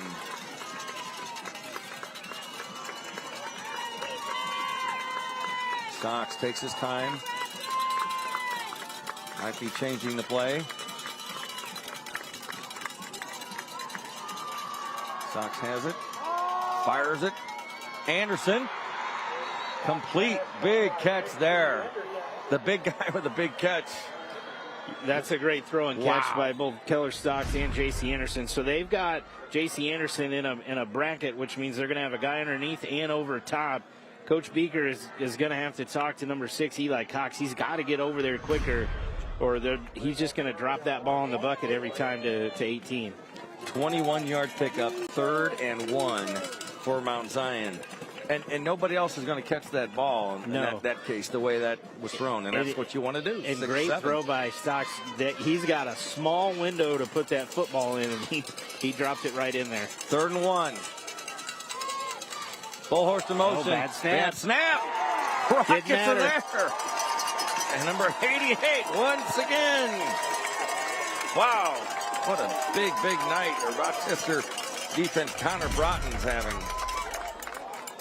High snap, and I believe that was going to be a called run for Stocks anyway, but he couldn't bring it down, and Connor Broughton's right there. What a difference, a big play that is, because that makes a big difference, not getting the first down. 4th and 6, you're forcing Mount Zion to punt. Makes it 4th and 6 here from their own 40. Good kick. That's going to get a good bounce.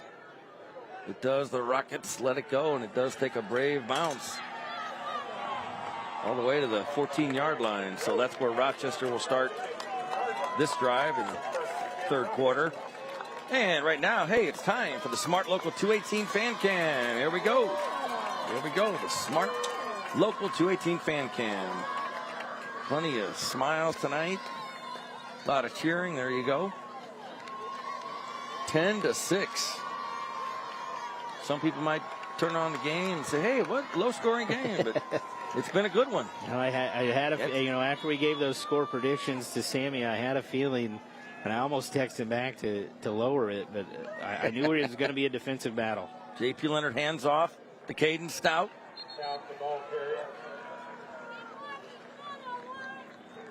Didn't get much. Got about maybe 3 there, depending on where they put that ball down.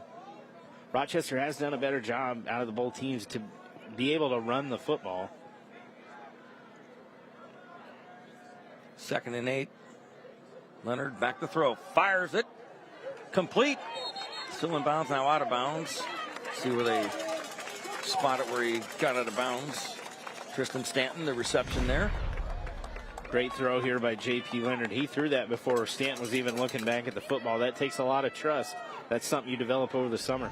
And that's a Brant Professional Agriculture first down. On first down, Leonard hands off to Stout once again. A lot of these offensive runs that I've started to notice are away from J.C. Anderson. So maybe that's something in the game plan, or maybe that's something they're setting him up for later in this game. Stout again on 2nd down. Breaks some tackle, got a first down, still on his feet. Across midfield into Brave territory. And that's the Brant Professional Agriculture first down. And a big gainer there for the Rockets. Yeah, again, he's not a guy you're going to bring down with simple arm tackles. So great run, and even delivered a blow here at the end. Great job by Caden Stout. 6'3", 185 pounds. Stout, the senior. 1st and 10. Rockets on the Mount Zion 48. Leonard faked it, keeps it. Hit hard, lost a yard, if not a little more on the play. I think there's a little miscommunication on what that play was. Yeah, I wasn't sure if he was going to hand it off. Let's see. Yeah. I think he was going one way and Stout was stepped to another, so. Loss of 1, 2nd and 11 for Rochester. Leonard has time, dumps it to Stout. He's got some midfield, 45-40. 35 on his feet. Inside the 30 flag. Is it a face mask, Adam? Do you see or we no? Might get a hold on the outside there by Cordell Gregory. Let's see if they bring it back. I don't know if I would necessarily agree with that. By the long faces, I think it's coming back. Long faces on the Rochester side, yes, right? Yes. Holding. Number 10. Holding. And indeed, 10-yard penalty from the spot of the foul. That's the call. So that negates the big play there. And a loss of 10 on the it's penalty. A spot, so you're still going to get positive yardage, but not a first down. So 2nd and 2 for Rockets. Hand off, left side. Tough sledding there at a time for Tristan Stanton. Did he get much? I don't know. Maybe a yard. At that. Short side of the field. Just a jet sweep out there. Had some room, but great pursuit there by the Braves. Still 3rd and 2. Heavy package in here for the Rockets. Stanton has the first down. Breaks through the middle. That's the Brant Professor Agriculture first down. Brant, one of our first down sponsors all season long. And I see a few more people and a few more jackets, Adam. They're wearing them. So, yes. On that last run play, he brings in 2 kind of fullback type players in Myron and Maltby, and that brings almost like extra offensive line there for Caden Stout. On first down from the 31. Leonard hands off to Stout. Left side. Pretty good gain there to about the 22-yard line. Good pickup. Yeah. On second down. Here's the story. Is this Rochester offensive line maybe starting to wear down this Mount Zion Brave defensive line? There's a handoff to Stout. Looking, got some room. Better get him. Still on his feet. He's on his feet. And he is in the end zone. Touchdown. That's a CEFCU touchdown for the Rockets, and they take the lead. 12-10. Caden Stout's not a guy you're going to bring down with just simple one-arm tackle, as we're going to see here on this run. I think he's starting to wear out this Mount Zion defense. Ran through 2 or 3 guys, and he's a tough guy to bring down. You really got to bring the thunder if you want to bring down Caden Stout. Rockets, Cody Strawn, number 81, will attempt the extra point. And that kick is up and good. So the Rockets lead 13-10 with 6:36 to go here in the 3rd quarter in Mount Zion. Wow.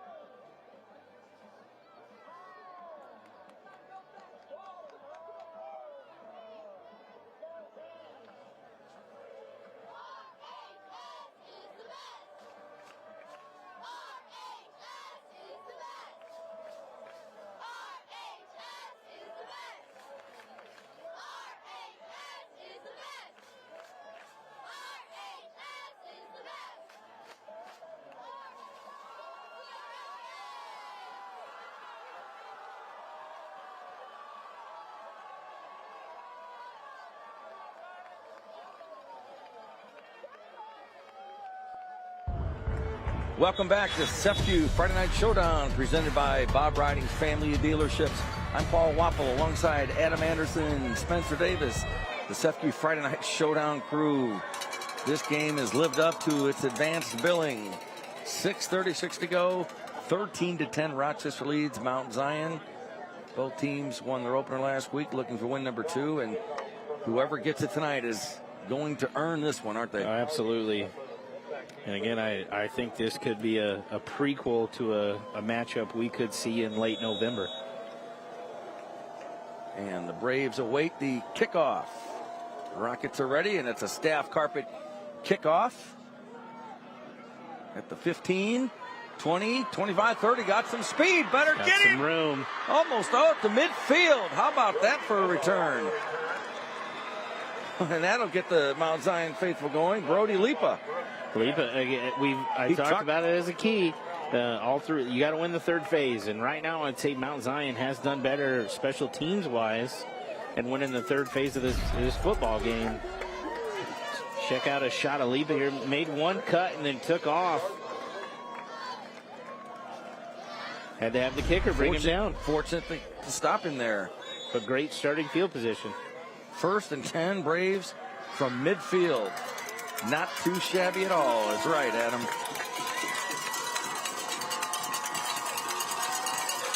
Stocks, that quarterback, he's got Bullhurst behind him. Rocket crowd fired up. Quick screen pass right side. Complete to the 44-yard line of Rochester. good first down play. Yeah, absolutely. And I wonder if we'll see more quick screen-type passes out to Harvey, Lipa, maybe even number 1, Ricky Jones. It's more like an extended run play since their running game has not been very good here tonight. Must have got out a lot earlier than I thought. On second down, rolling is Stocks. Fires it across the middle. Got his man Harvey, of course, on his feet. Going to go, and he's going to score. Touchdown.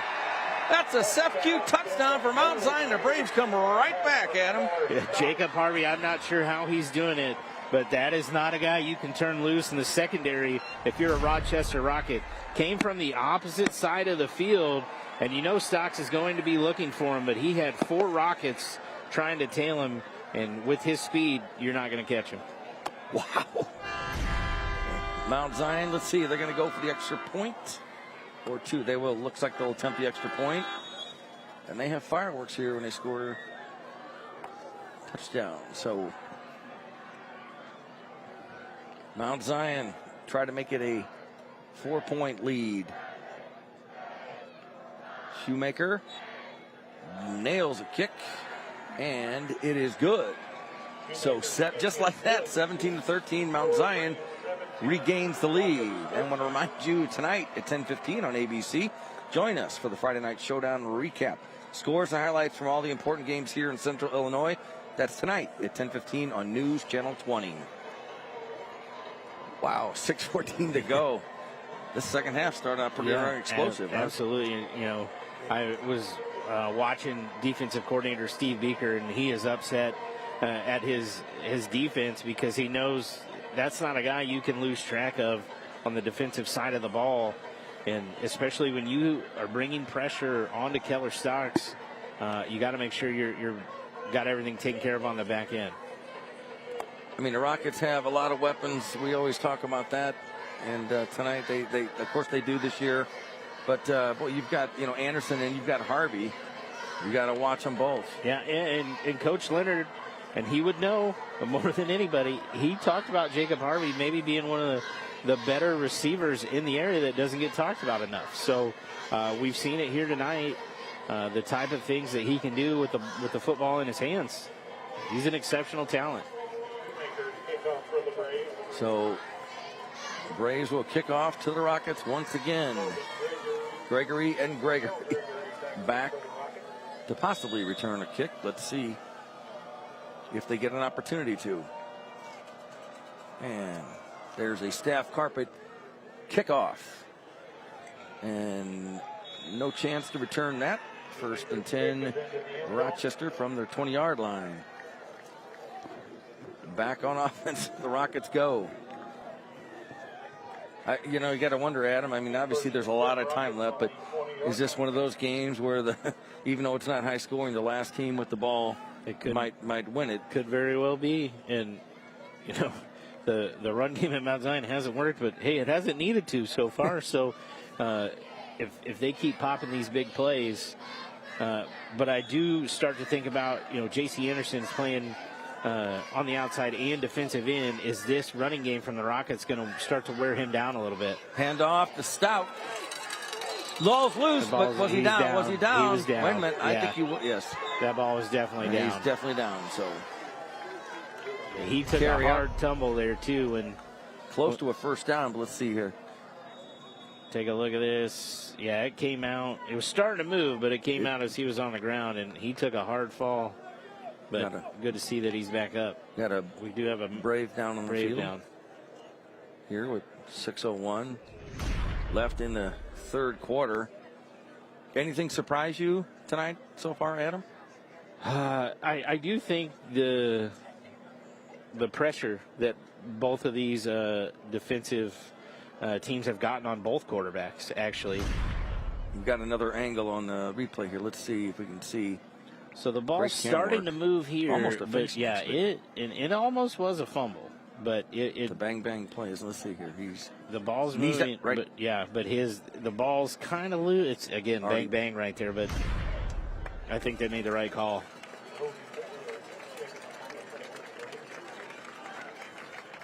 And Friday Night Showdown is available streaming live on newschannel20.com and on News Channel 20's Facebook page. You can also find a link to complete game videos from this season on newschannel20.com. Oh, what a beautiful night. 6:01 left here in the third quarter. Ball on 30-yard line, their own 30. Leonard pitches it to Gregory.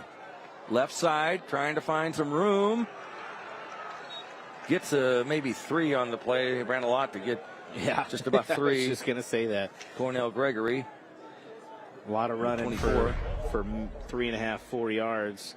Again, they're trying to get some room with that misdirection, but great job by this Mount Zion Brave defense. They're flying around and finding the football early. 2nd and 6 for Rochester. Stout next to J.P. Leonard, the junior quarterback. Stout gets it left side. He's got a little bit of room. Got a hole. Better get him. He can run. He can run. Watch him. He got a first down. Well into Mount Zion territory, and that's a Brant Professional Agriculture first down. He's getting up a little slow. I hope Caden Stout's okay, but Number 53 on the offense. oh, we got a hold in Maybe a the 10-yard penalty. I did not see that come in.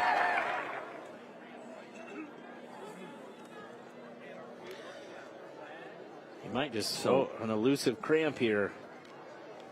Hopefully that's all it is. Obviously, yeah. And the penalty on Rochester will bring this one back. Got to give a good shout out there to Springfield Clinic trainer Jessica Nika. Does a great job with the Rockets. Also a great lady. All right. And 17-13. Mount Zion leads. Good to see Caden Stout up on his feet, limping a little bit, but hopefully he's okay. He's been busy tonight. Yeah, and he's done a great job. The Rockets, I think, definitely will need him as this game goes on. Great shot of the stadium here in Mount Zion. Great facility. So 2nd and 6 now for Rochester. They trail by 4. Empty backfield for J.P. Leonard. Oh. They might get a free 5 yards here. And I think J.P. tried to change the cadence there. Did you see him? Yeah. And it worked, if that's indeed it was. Dead ball. Encroachment. Defense number 71. You take 5 yards anytime you can get it, right? So make it 2nd and 5 now. Trips right for Rochester. Empty backfield again for J.P. Leonard. Leonard looks. Firing deep left side. Out of bounds at about the 35-yard line. Not a catchable ball there, so bring up 3rd and long for the Rockets. Yeah, Leonard's been long on a lot of throws tonight. I don't know if he's a little too excited back there or if he's seeing something, but he's been deep. Even when he's had some guys open, it's just been over their heads. 3rd and 11 now for the Rockets. Leonard looking. A couple of Mount Zion players had that defended pretty well. Nate Swaney, the intended receiver for Rochester, but Swaney didn't see the ball. I think as it got on him, he was shocked it was there. So Braves had a better chance of probably getting that one than the Rockets did on that play. So 4th and 11 on their own 29. We're probably going to see a punt here, yeah. J.P. Leonard in punt formation. Brad's his dad. Nobody back for the Braves to receive it. Goes out of bounds at about the 32-yard line. That's where Mount Zion will start. 4-point lead. 17-13. 4:36 here in the third quarter. And let's send it down the field for the Gruning Health and Wealth sideline report. Spencer? Thanks, guys. And when we first started, setting this game up, we talked about it, and you guys especially talked about this being a heavyweight fight. That back and forth, and seeing which team flinches first might be who wins this game or who might lose this game. And right now, these guys are going back and forth because, like we just saw, Caden Stout with that huge touchdown and then the immediate response by Mount Zion. And that was what kind of happened in that first half, where there was the responses and then everything just stopped. So it'll be interesting to see who can pick up the momentum next and close out this game. Back to you. All right. Thank you very much, Spencer. 1st and 10, Mount Zion. From their own 33. Stocks fires at right side, complete. Out of bounds. Harvey with the reception once again. Positive pickup for the Braves on 1st down. Yeah, again, just an extended run play there, and get it out to your dynamic playmakers any way you can. Get them the football. 8 starters back this year from last year for Mount Zion on offense, 7 on defense. You can see why they made it to the state championship game. On 2nd and 7, in trouble. Stocks gets rid of it somehow, throws it out of bounds. Rocket fans want grounding. Yeah, and they're going to get it flag. There. Yeah, they're going to get it there. It was clearly, looked pretty clear. He threw it out of bounds. Nobody near that area. Let's see.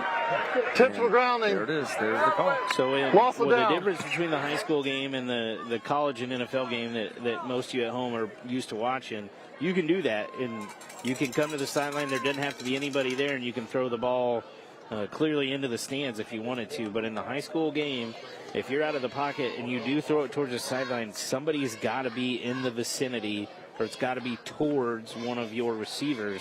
If not, that's intentional grounding every time. So that's a big loss there for Mount Zion. Yeah, makes it 3rd and 12. 5-yard penalty and loss of down. From the 31-yard line, their own 31. J.C. Anderson split out by himself on the far side. See what the Braves do here. Rockets D wants a stop. Stock steps up, keeps it, trying to find a hole, spins. Good gain there, but not enough for a 1st down.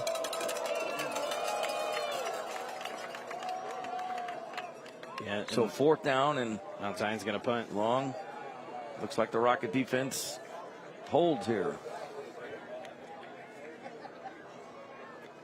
Did you say a couple heavyweights? Is that what you said earlier? This is a heavyweight fight. It is. It's a heavyweight fight. You got to go punch for punch. At some point, somebody's going to flinch or make a mistake. Hasn't happened yet. Shoemaker with the punt. Well, the Rockets going to return it. Nope, they'll let it go. 21-yard line. That's where Rochester will start this offensive drive with 3:37 left in the 3rd quarter. CEFCU Friday Night Showdown is what you're watching here on CW23. Thanks to the crew inside the truck, outside the truck, on the field, in the stands, bringing you all the sights and sounds from Mount Zion High School.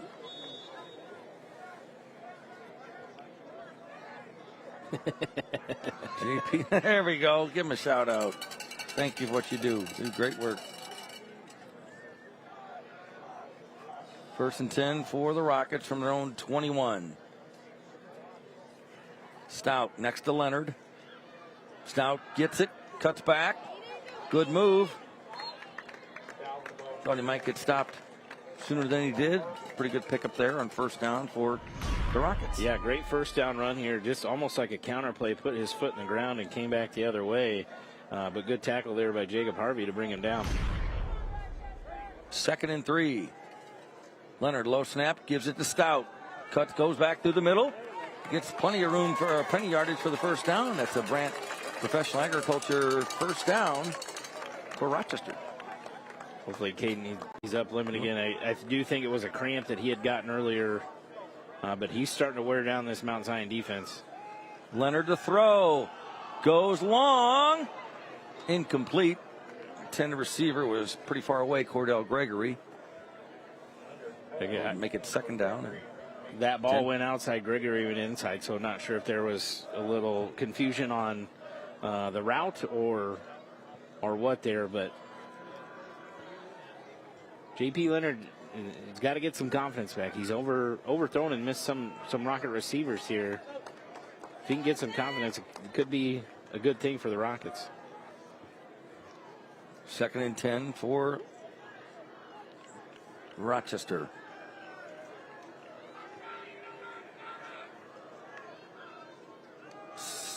Left side, about the 41-yard line. Carry goes to Gregory that time. Yeah, that's Corbin Gregory. Giving Stout a few extra breaks here. He's been playing tough, but they've got other guys they can put back there that can make some special plays. 3rd and 6. Leonard back to throw. Has time. Dumps it to Gregory. Ooh, hit hard. The 43-yard line. Wow. Huge hit. Holy cow. Moore. Number 12. The senior, 6 pounds. Take a look at 6 foot, 180 pounds. Every bit of him hit here. Watch this. Nobody picked him up, and he just, huge blow on Gregory right there. Rockets going to go for it. 4th and 6 from their own 42. See what they do. Empty backfield for J.P. Leonard. I think he's going to punt. Yeah.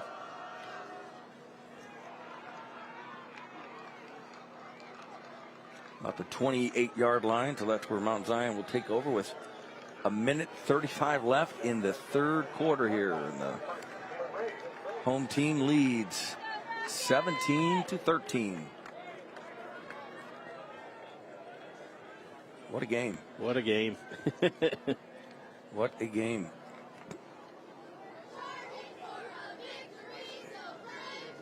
Again, we talked about the huge crowd. I don't think, of course, anybody left. Why would you leave? But if they did, hopefully they tuned into Friday Night Showdown live here on the CW. Absolutely. Or streaming live online. That's right. Great shot of the crowd in the press box here at Mount Zion. 1st and 10, Mount Zion from their own 29-yard line. Stocks fires it. Right side complete. Up to the 36-yard line. Harvey once again with another reception. He's just tough to stop. Yeah, just a simple pitch and catch. I've said it a few times. It's like an extended run there. Get him on the outside. And when you've got number 18, J.C. Henderson as the lead blocker, things can look really good. 2nd and 4 for Mount Zion.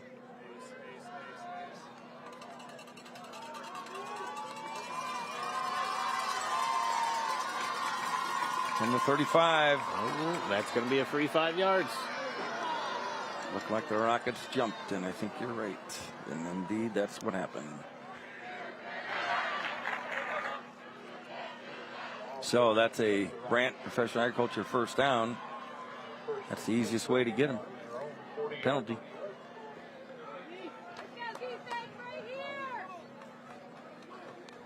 First and 10, Braves from their own 40-yard line.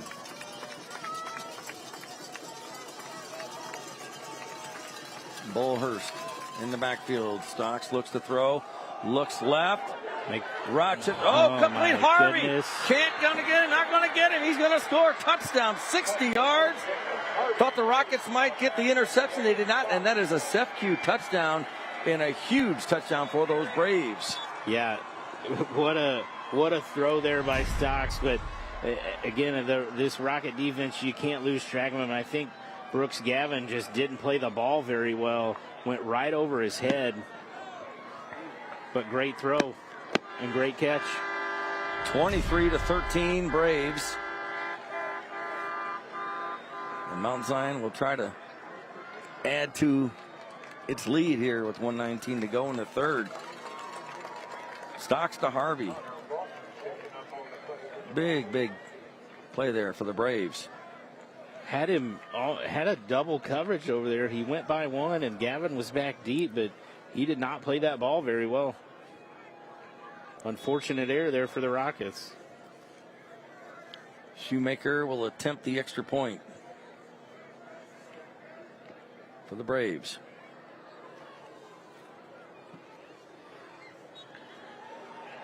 And there's the extra point, and it is good. It's 24-13 now. Mount Zion with an 11-point lead here late in the third. And we're going to show you replay, Adam, another angle of this. Yeah, last again, play, touchdown. Stocks trusts his guy, puts it down there, and then Gavin just did not play that ball very well and was almost surprised that Jacob Harvey was behind him. But great throw by Stocks. I don't think he had a ton of vision on even where Harvey was, but he was just going to throw that out there and hope for the best. It sure worked out. Boy, what a combination they have been. 11-point lead. That's a big deficit here for the Rockets, but plenty of time left. Still in the third quarter. Yeah, plenty of time left in this game, but the Rochester offense has got to start to sustain something and get back in the end zone. They had a great initial drive, got in the end zone, got the lead, and then haven't done much with it in their last two drives.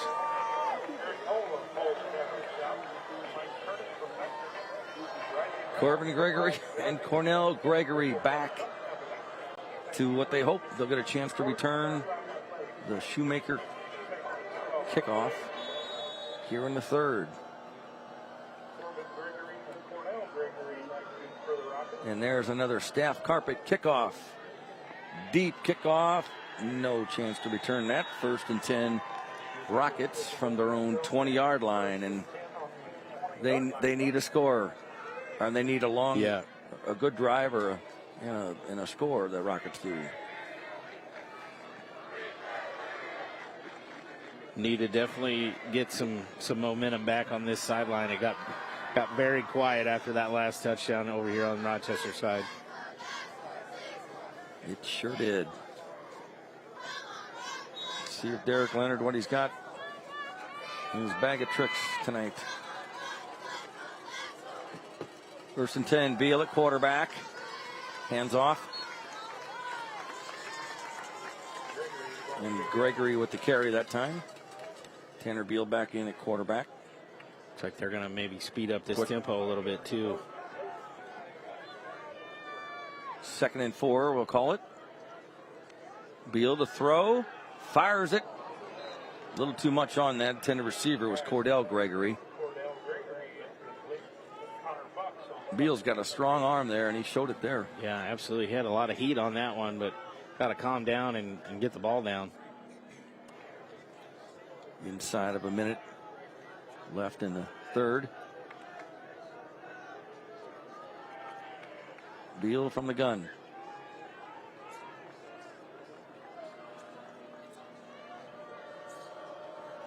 Got Corbin Gregory next to him. Beal looks to throw. Looking, got his man.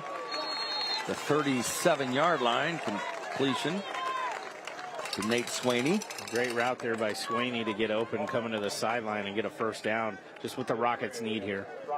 That's a Brant Professional Agriculture first down, and I think you're exactly right. Just keep the ball moving, get those first downs.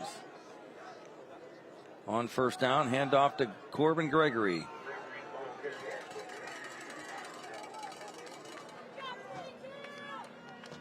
And running some more guys in and out. As I'm looking at the Mount Zion defense right here, you can tell the big plan is they don't want to get beat deep over the top. Their safety is about 15 to 18 yards off the football right now. They just don't want to get beat deep with that deep ball. Beal keeps it. Fooled a few people, I think, that time. Gets out to the 48-yard line. Coach Leonard's fired up about something. He thought Beal took a late hit there as he was going down. 3rd and 1, and officials timeout. Yep, we got a down Braves. Yep. So just a couple of seconds left here in the third quarter. 3rd and short, 3rd and 1 for Rochester. Starting to move the ball, and good to see injured Brave back up. Calvin Becker. Calvin Becker shaking So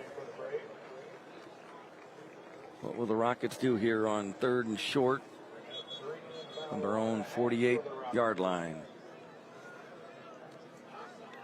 You see Derek Leonard.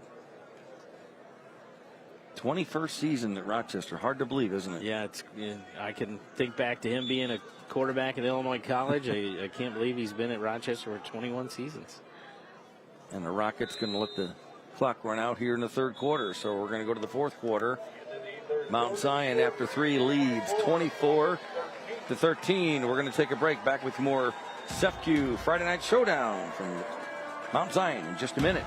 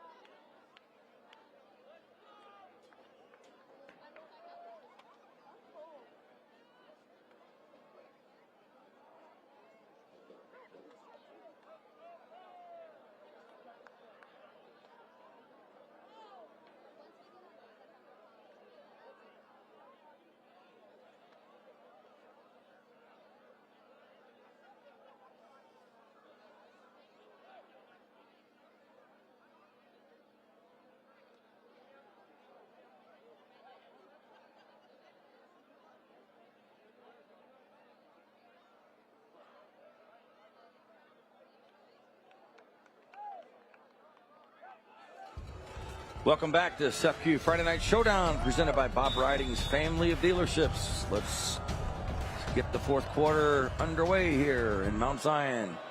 On 3rd and 1, Rochester goes to the air. Got a man, Gregory overthrew him just a little bit. Tanner Beal is upset with himself, just a little too much on that.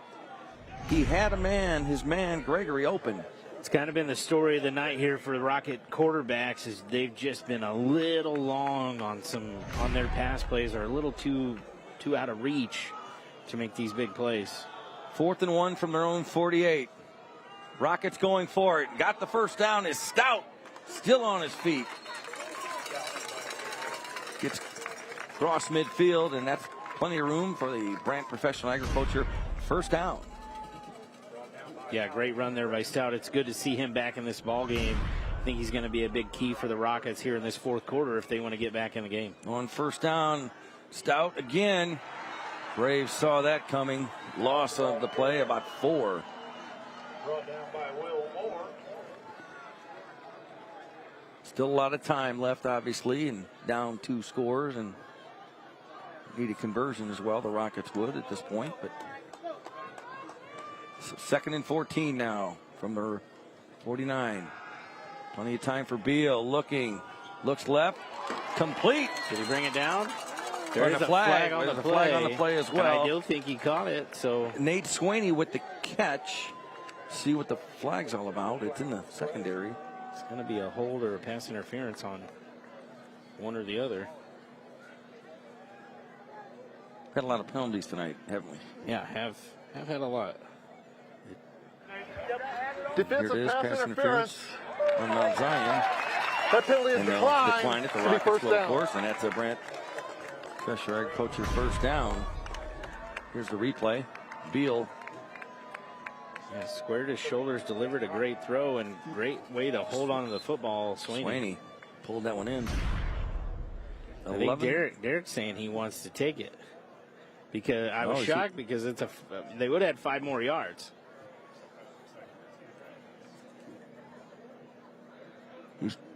He's arguing that a first down was called, and that maybe is why they wiped it off. But I was surprised they didn't take the penalty because it would have been a free 5 more yards. And that's okay. You're not going to get much. You're not going to get anything by Coach Derek Leonard. I'll tell you that. Especially where yards have been tough to come by here tonight. You said you remember Derek Leonard at Illinois College. I remember him in high school. I remember him in grade school. I'll tell you about that in a minute. 1st and 10, Rockets from the Braves 31-yard line. And there's Ken Leonard, Derek's dad, Brad's dad. Now, Brad Leonard has, I think, 4 or 5 state championship rings from being assistant coach at Rochester. He'll be glad to tell you about that, and why not? Part of all in the family, isn't it? It's a great, great family. And there's Angie, great wife. Ken's first wife, Liz, passed away from cancer. Great, incredible lady. 1st and 10 from the 31. Stout next to Beal. Beal looks, goes back left to Stout. Throwback has screen. some room. He's got it down the sidelines. Breaks it. He's going to score. He does. It's a CEFCU touchdown. Caden Stout from 31 yards. Cyclones. Talking about Ken Leonard. The Rockets right back in it. 24-19. You got to believe they're going to go for 2 here. Yeah, absolutely. I saw assistant coach J.C. Clark running down the sideline, holding up 2 fingers so all the offensive linemen and everybody would know. But great play call by Derek Leonard. A roll left throwback screen, and he had a caravan in front of him, and he just walked right into the end zone. Big 2-point conversion for the Rockets here. Beal. Got Stout next to him. Beal dumps it. Gregory. Touchdown. 2-point conversion. Sorry.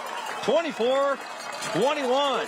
And we'll take a break. You're watching CEFCU Friday Night Showdown on CW23. Back with more from Mount Zion in just a minute.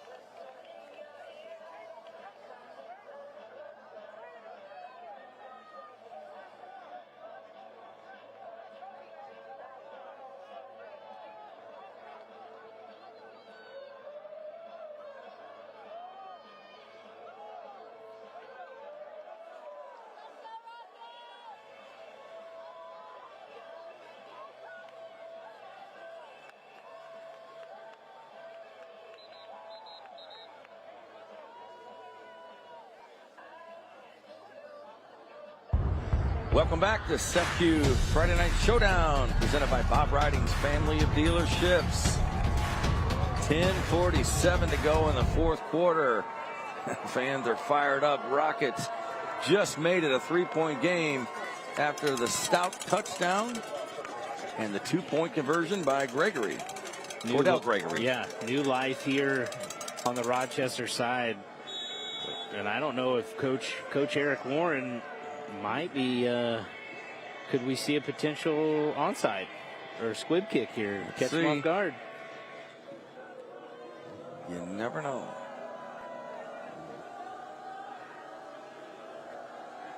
Rockets are ready. Braves are ready. Everybody's ready. It's a staff carpet kickoff at the 12. Got some room Lipa on the right on the side. outside. Lipa pushed hard out of bounds. A good return there for the Braves. Brody Lipa with a nice night.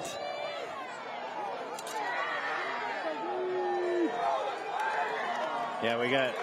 Is that going to be unsportsmanlike on one of the coaches? That was a late. Let's see. No. Horse collar. I think you're going to get an unsportsmanlike, but if that's on Rochester, I'd be pretty upset if I was Coach Leonard, because they had separated and were pulling them away. Yeah. So I think the one official is telling, I think we should pick it up, send them or call it on both. And officials still discussing it. There's Derek Leonard out there. Let's see what they're talking about. That's sportsmanlike here. That's sportsmanlike. They're going to call it both ways. Are going to offset. So they're going to offset. Okay. There it is. Okay. There you have it. 10:40 to go. I tell you what, there's been a lot of yellow in the air tonight. Yeah. Those flags have been flying, haven't they? A lot of fireworks. All right. A lot of excitement. So Braves with the ball and a 3-point lead.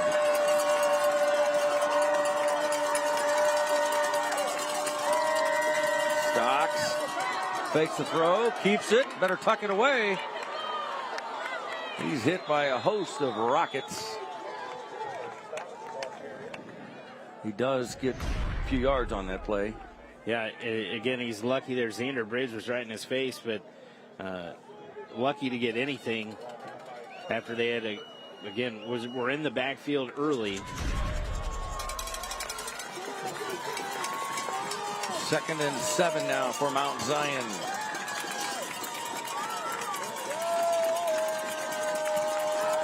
Anderson on the right side. Stocks. Throws. Got He's a man. open. And couldn't hang on to it. He was open and had it in his hands, in and out. Oh, that's a tough one there for Brody Lipa. One of the few things he hasn't done right tonight. But that wasn't an easy play, but not a little higher than I thought. Yeah. So tough catch. It would have been a tough catch. Would have been a tough to make. catch. Keller Stocks caught Eli Cox peeking probably more at Jacob Harvey than he should have. And that's how Lipa was able to get open downfield. 3rd and 7 for the Braves. Keep an eye on 18 down here closest to us. 18 is J.C. Anderson. Big player, big target. Stocks dumps it across the middle. It's going to be a tough one, yeah. Rochester read that one all the way.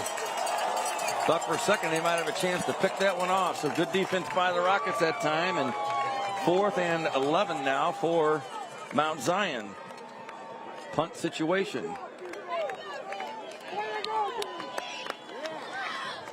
We've got a heck of a game here. We do.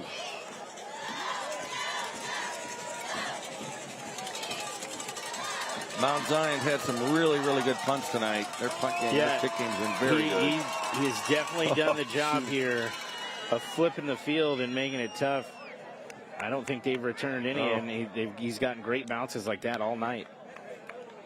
He's still got 26-yard line. So, hey, we have to thank Jimmy John's. Love to thank Jimmy John's for providing tonight's meal for the crew.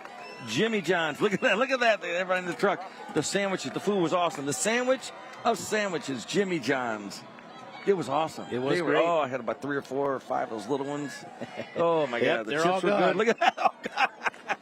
I didn't eat that many, but hey. No, thanks, Jimmy John's. It was delicious. I think J.D. Mays there in the back might have took down more sandwiches than he'd like to admit. I'm glad you said that, not me. J.D. Mays.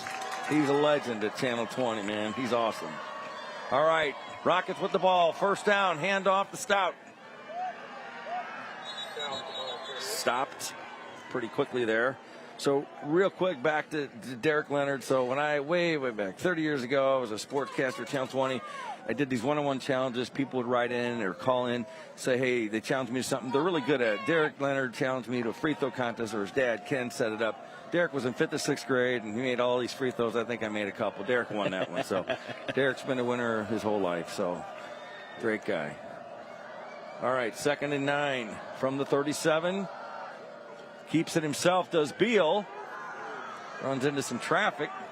Hard to bring down, but got about 2 yards there, so it's going to be 3rd and medium. And a big 3rd down for the Rockets here. Here's the replay.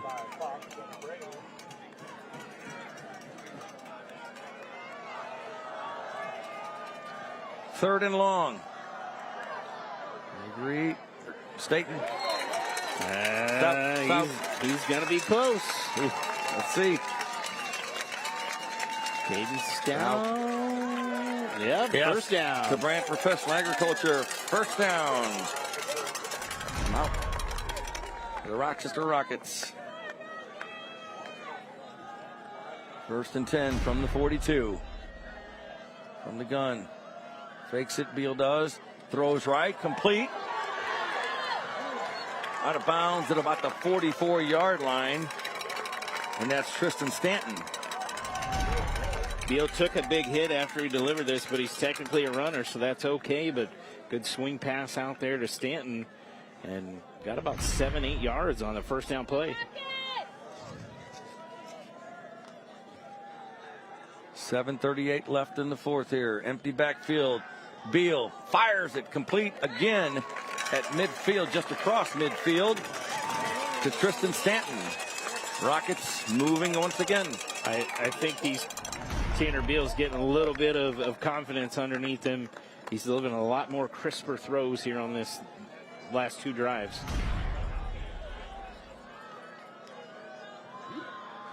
Plenty of time on the play clock. Beal looks to the sidelines. He's got Stout next to him. Beal fakes, looking, looks left, fires it. 3 Mount Zion defenders there, but nobody was going to catch that one. Incomplete. Yeah, it's a dangerous throw there for Tanner Beal. It was 1-on-3, and I know he trusts Nate Sweeney, but that would have been a tough play to make. So 2nd down and 10 for Rochester.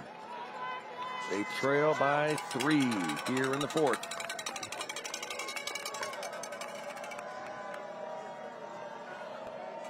Beal may be trying to catch the Braves off guard. Looks to throw, looking left all the way, goes left, got a man. Ew! Good D by Mount Zion at the last second. It was a good breakup of the play there.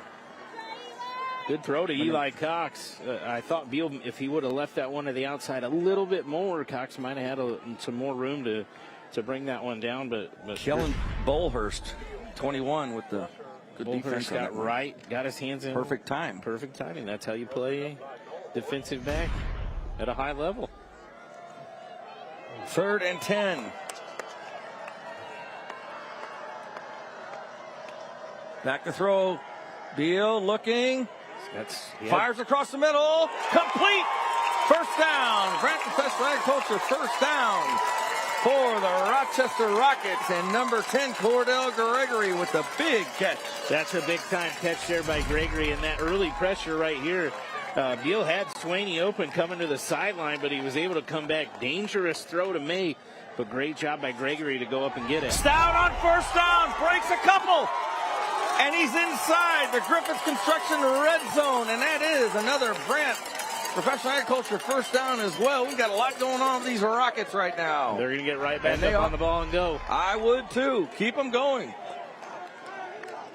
Braves are on their heels. Stout. Right side. Got some room. Inside the 10. About the 7-yard line. Let's see if that's where they mark it. About the 6, actually. 6. He got a good spot. Rockets right back to the line. They can't get a first down without scoring. On second down, Stout again, right side, got a hole. Got some room. He's still on his feet. Let's wait, is he in? Touchdown. He's in. That's CEFCU touchdown for Rochester. The Rockets take the lead. How about that? Great run there by Caden Stout. Second, third effort to get in the end zone. I looked down.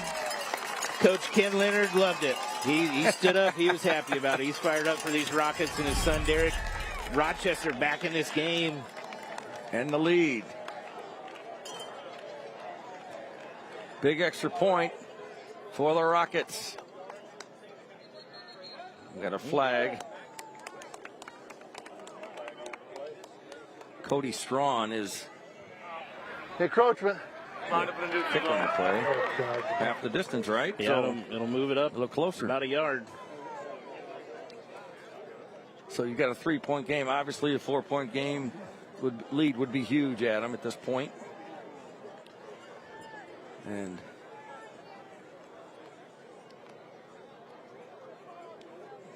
they're explaining the I think call to Coach Leonard wants it on the kickoff, but if that technically happens before the play. Let's see if that's.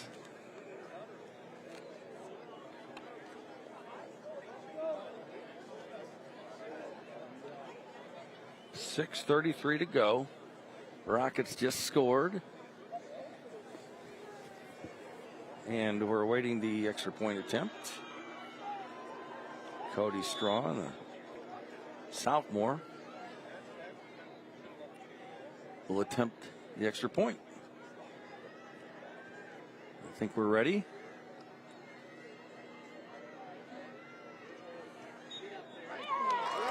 There it is. It is up and it is good. 28-24, and those Rockets are excited now, those fans. They've got the lead. Yeah, this sideline's a lot happier than it was about a quarter ago. And tonight at 10:15 on ABC, join us for the Friday Night Showdown recap. Scores and highlights from all the important games here in Central Illinois. That's tonight at 10:15 on News Channel 20. Be sure to tune in.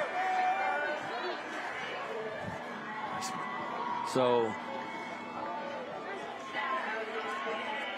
we are 6:33 to go in the game here. And what a game, Adam. What a game. What a game we got here. It's got a lot of people. 28-24 Rockets. Everybody's excited. Everybody's locked in now, but so there's a lot going on here.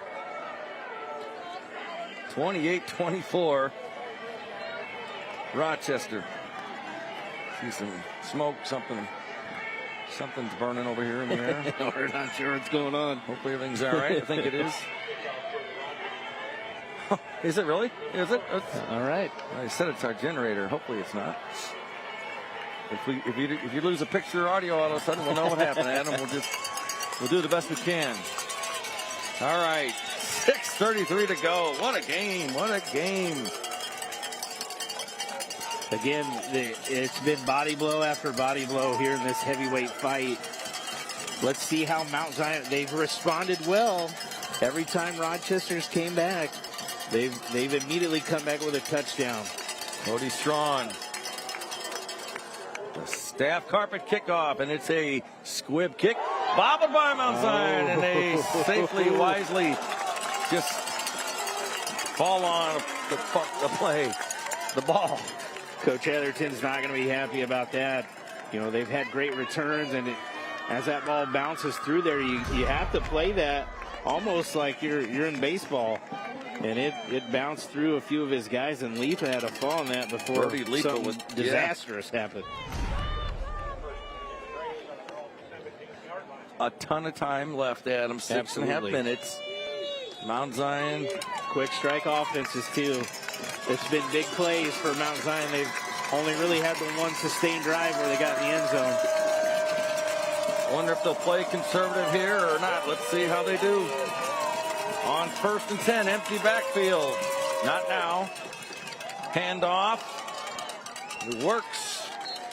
Pretty good pickup there on first down by Jacob Harvey, who can do it all. Yeah, again, you just got to come up with creative ways to get him the football.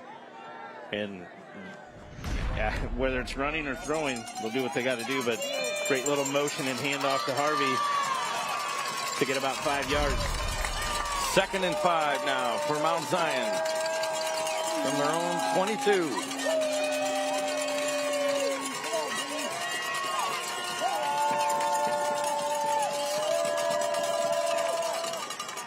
Stocks throws, got his man, J.C. Anderson.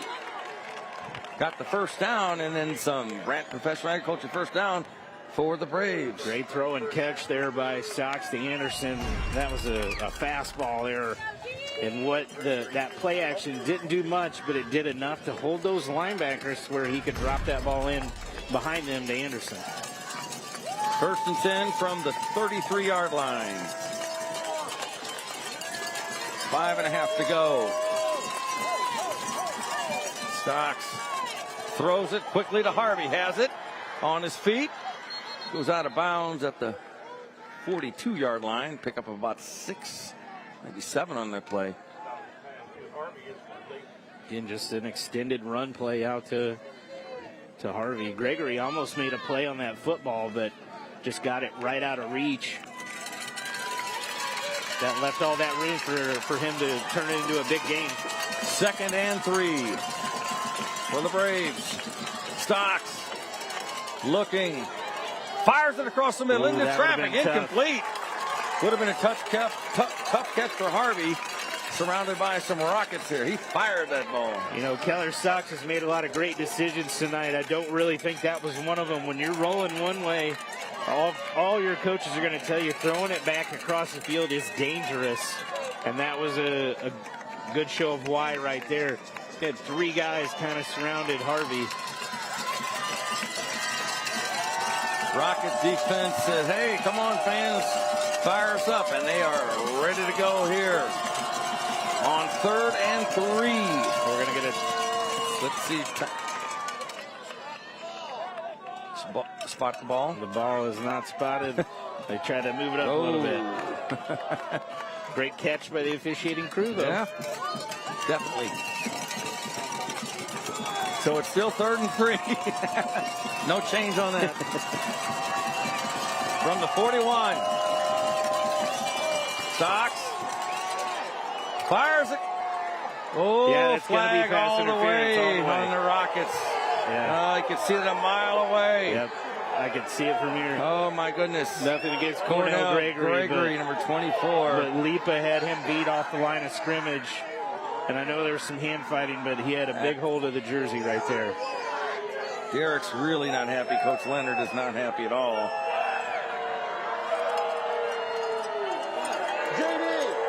JD! They're talking to him right now, but... Behind. 15 yards from the previous spot. Yeah, it's a 15-yard penalty, so that'll be a 15 yards and a first down for the Braves. So Brant Professional Agriculture first down.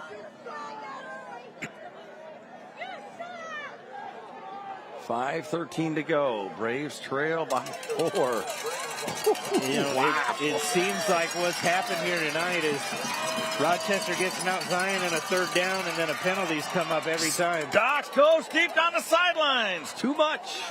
Gregory out of bounds. Well, they went for it there on the first down. Why not catch them? Why Catch not? the Rockets off guard, maybe. And that ball was going to Harvey or out of bounds. Or nobody else, and it went out of bounds. I don't know if he would have been able to catch that anyways. Quick shout out, Xander Bridge, the senior defensive lineman, number 8, son of Steve Bridge, the longtime former Channel 20 sportscaster, and now with WCBS Radio and does agriculture reports and news. Does a great job. It's and about Steve's son, he's right 10 feet behind us. Yeah, doing the game tonight on the radio with Chris McLeod. They do an awesome job. All right, 2nd and 10 from the 44. The crowd is loud here. It's a big one. Back to throw is Stocks again. Looking, fires that ball's it gonna deep. Float. It's up in the air. No flag that time, and Rockets had a chance for it, but now you've got 3rd and 10. for Mount Zion. You surprised that they went for that? No, I think it was a good call. It was, again, one-on-one with Lipa over there on Gregory. Nate Sweeney did come over late and help. The problem with the throw was that ball hung up really, really a long time from Keller Stocks. Put a lot of air underneath it, kind of wobbled a little bit. That could have been very dangerous. 5 minutes left in this ball game. Second down and 10. Stocks. Stop. The 45-yard line. He tucked it away pretty quickly, and not much there. In fact, nothing there. Yeah. And I think they are going to punt it and try to pin them deep and hopefully get the ball back, which I completely agree with the decision. There's a lot of game left. And both teams with three timeouts at this point. The issue only down 4 that Mount Zion still has is their run game has been non-existent here tonight, which is allowing the Rochester defensive line to just pin their ears back and know that it is going to be a pass play. Nate Sweeney back. Good Great punt. Wow. Takes maybe a little bit of a rocket bounce there, but all right. Rochester 4:09 left in the fourth. Braxton Rhodes, lead by 4. The punter here for Mount Zion. He's done an incredible job of flipping the field. The Rhodes and then Shoemaker, the kicker, have been great for Mount Zion tonight. 28-24. It really doesn't get any better than this. No. Friday night high school football, back and forth. 2 great games, 2 weeks in a row, Adam. We're off to a heck of a start. Heck of a start. That we're going to need a break. My blood pressure is going to have to go down before we could do Quincy Notre Dame and Sacred Heart Griffin. This is awesome. This is great. All right. Let's send it down to the field for the Gruning Health and Wealth sideline report with Spencer Davis. Spencer? Thanks, guys. And you can definitely feel it at the field level. There are people nervous down here. You can feel it on both sidelines. As again, Rochester knows they need a couple first downs to ice this one, and Mount Zion knows they have to get the ball back. It's really tense down here, but for now, back up to you. Thanks, Spencer. Well said. And there is a timeout right there, right away by the Braves as Caden Stout carries the ball there on first down, and that is a Woods Basement Systems timeout. And we're going to take a timeout right now. We'll be back with more from Mount Zion in just a minute. Oh, we're staying here. I apologize. I was too excited. Woods Basement System timeout. Thank you to Woods Basement Systems. And 3:57 to go, Adam. Mount Zion now with 2 timeouts left. Rochester with 3. So, all right, we'll take a quick break here. Your home is where you feel happy, safe, and secure. With foundation problems, worrying is natural. Fixing it is crucial. Call Woods, the all things basementy experts, and fix it forever. All right. 3:57 to go. 2nd and 8. Rochester with the ball. 4-point lead. Rochester number 2 in 4A. Mount Zion number 3. It can't get any better than that. No, absolutely not. And I think in this drive right here, you got to tell Caden Stout you need to have 2 hands on that ball when you're making contact, because they're going to come after it. And we got a new quarterback, J.P. Leonard back in on 2nd and 8. Don't be surprised if maybe you see him keep it here on one of these. Stout, left side. Got to stay in bounds. Did he get? No, he did step out of bounds, though. Boy, some of the folks on the Rochester sideline wonder if he did step out. He must have. So, couldn't quite tell. We were blocked a little bit. So, stops the clock. But that is a Brant Professor Agriculture first down. So, a new set of downs for Rochester. Leonard hands off to Stout. Left side. Got some big room there. Enough for another Brant Professor Agriculture first down. And I'd be stunned if the Rockets go to the air. But then with Derek Leonard, you never know. But 1st and 10 now from their own 46-yard line. Clock stops till the chains are set. Braves, like we said, with 2 timeouts remaining. He hasn't wound it yet. Coach Leonard is not fired happy. up. Yeah. Now you need to get he wants the clock started, or he wants the play clock reset. And the official's telling Derek to get back to the sideline.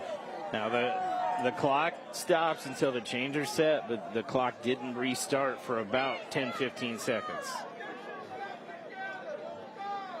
So they're discussing it.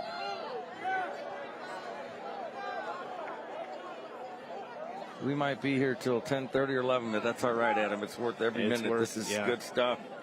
This is really good. What I think they're talking about, I guess, is did somebody wave it dead and then nobody wound it, because you got the clock operator has to go off the signals of the officials, and if nobody made a big winding motion to restart the clock, then that's not on them. It is on the officiating crew, and that might be what we're talking about here. I'm not real sure what is kind of taking so long either.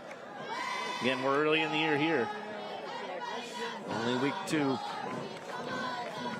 of a 9-week season, regular season. Now they're going to tell Coach Leonard what the deal is.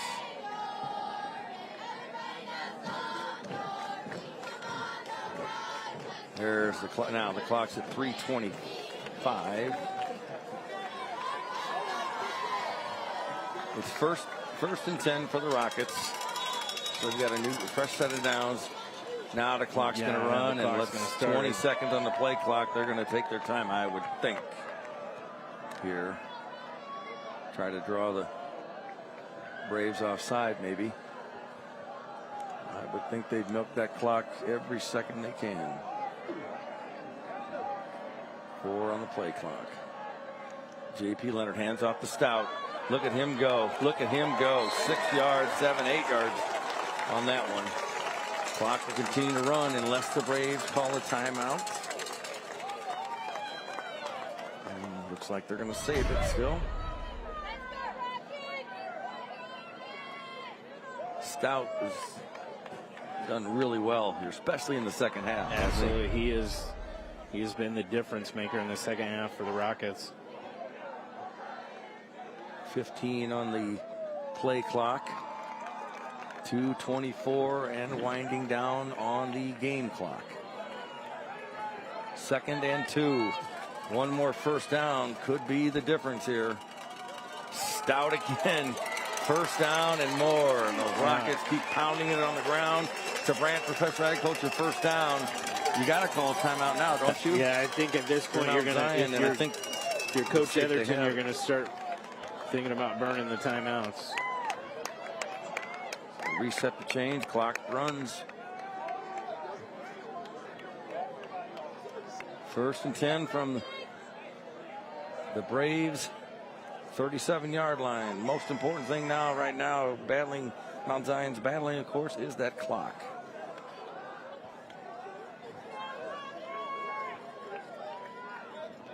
J.P. Leonard, a quarterback, gives to Stout, left side, looking for some room, has it. Another good carry, a big carry. There's one.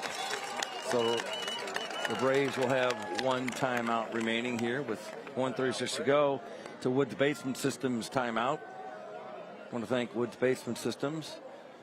And Adam will have the CEFCU Champions Friday Night Showdown trophy presentation after the game. That's a heck of a trophy. And we'll also have a player of the game. How we're going to pick one of those, I don't know, but we'll have to. Yeah, well, a lot of candidates tonight on both sides. On both sides, it's been an unbelievable football game. It was as advertised here tonight, of a big heavyweight matchup. Yes. Both teams trying to go the distance here, so to speak. So 1 timeout. The Braves can stop the clock one more time. It's 2nd and 3.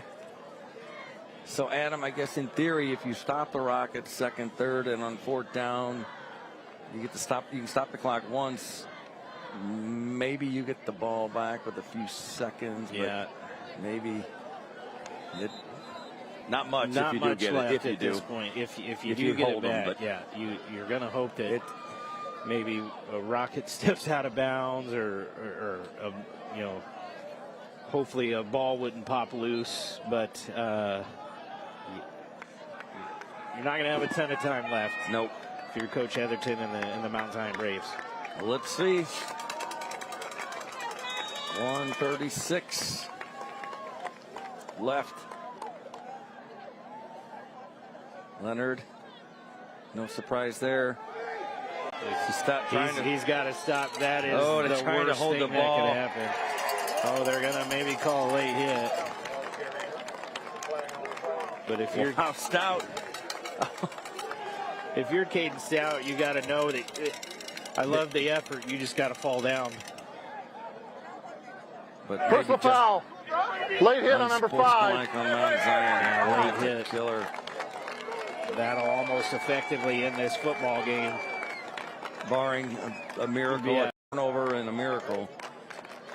At least for the Braves' sake. Wow.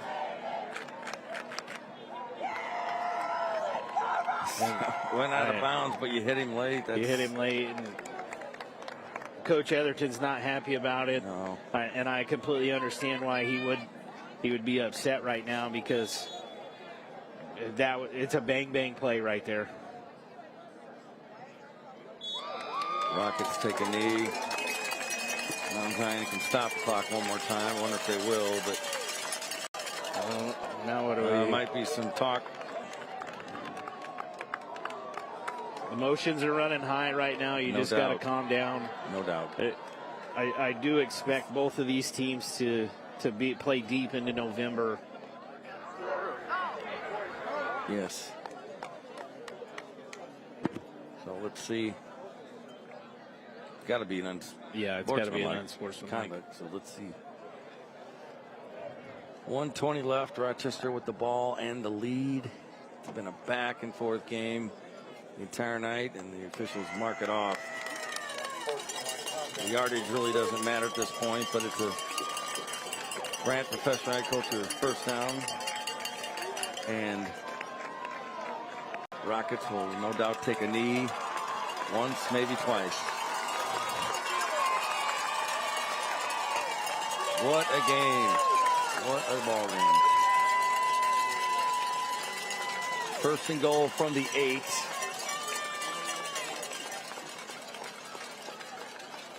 Rockets are going to let that clock run.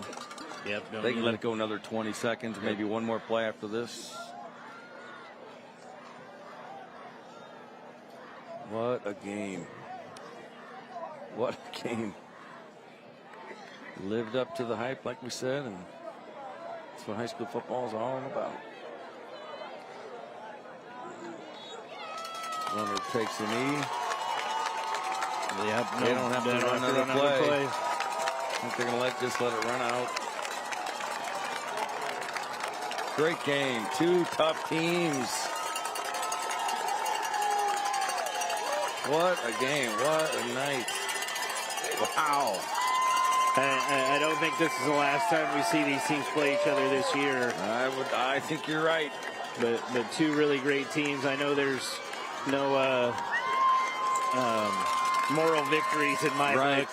But Coach Heatherton can't be, super upset with how his team played. They played very, very well here tonight against a really good Rochester team, and I think Mount Zion's still probably the second or third best team in 4A in the state of Illinois. We're going to take a quick timeout. We'll be back, though, with the presentation of the trophy, Champions Trophy, and the player of the game. Stay with us. Watch it.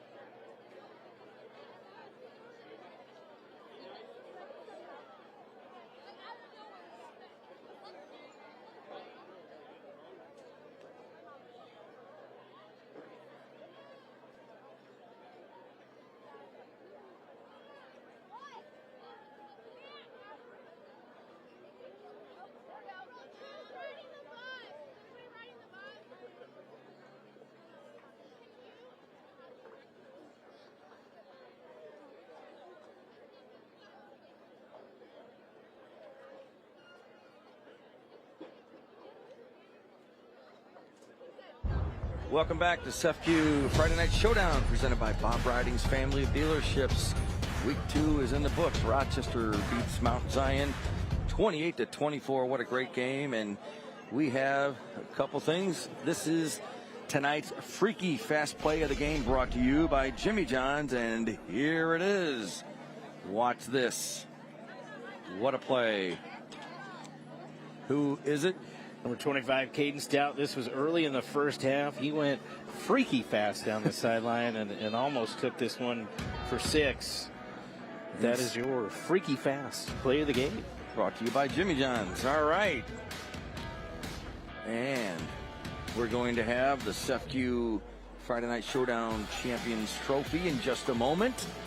We'll be giving that, Senator Davis will, to the Rochester Rocket staff. And we have tonight's player of the game, brought to you by the Orthopedic Center of Illinois, and it is none other than from the Rochester Rockets. Just saw him a minute ago. Yep, less than a minute ago. 25, Caden Stout. He was really the difference maker for the Rockets offensively. He put this game away. Had a great offensive night. Battled, I believe, some cramps there early in the second half, but came out and really did a great job running the football. Especially in the second half, Yeah. he was just solid. He came through when the Rockets needed him, and it was a heavyweight fight. We said that a ton of times, but Caden Stout of Rochester is your Orthopedic Center of Illinois player of the game, and certainly well deserved. Yeah, absolutely. Congratulations to Caden Stout. All right. And last but not least, we're going to have the Champions Trophy presentation. I know that's coming, right? It's coming. It's coming. And Rochester Rockets, there they are. They're big victory tonight. They moved to 2-0, and Mount Zion falls to 1-1 on the season.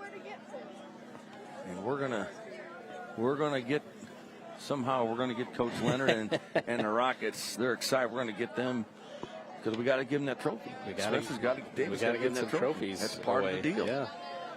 I mean, it is a little after 10, but it's you get that trophy, bragging rights, and that's a heck of a trophy too. So, Adam, you think, I don't know, if Rochester maybe stays the same in the poll, depends if the team above them, number 1, loses, but Mount Zion, maybe they fall a little bit, but not a lot, right? Yeah, you're not playing a lot. on second-ranked team in the state, in your class. and third-ranked team. I could see them maybe dropping to 5. In the AP rankings, if you ask any coach, they don't mean a whole lot right now.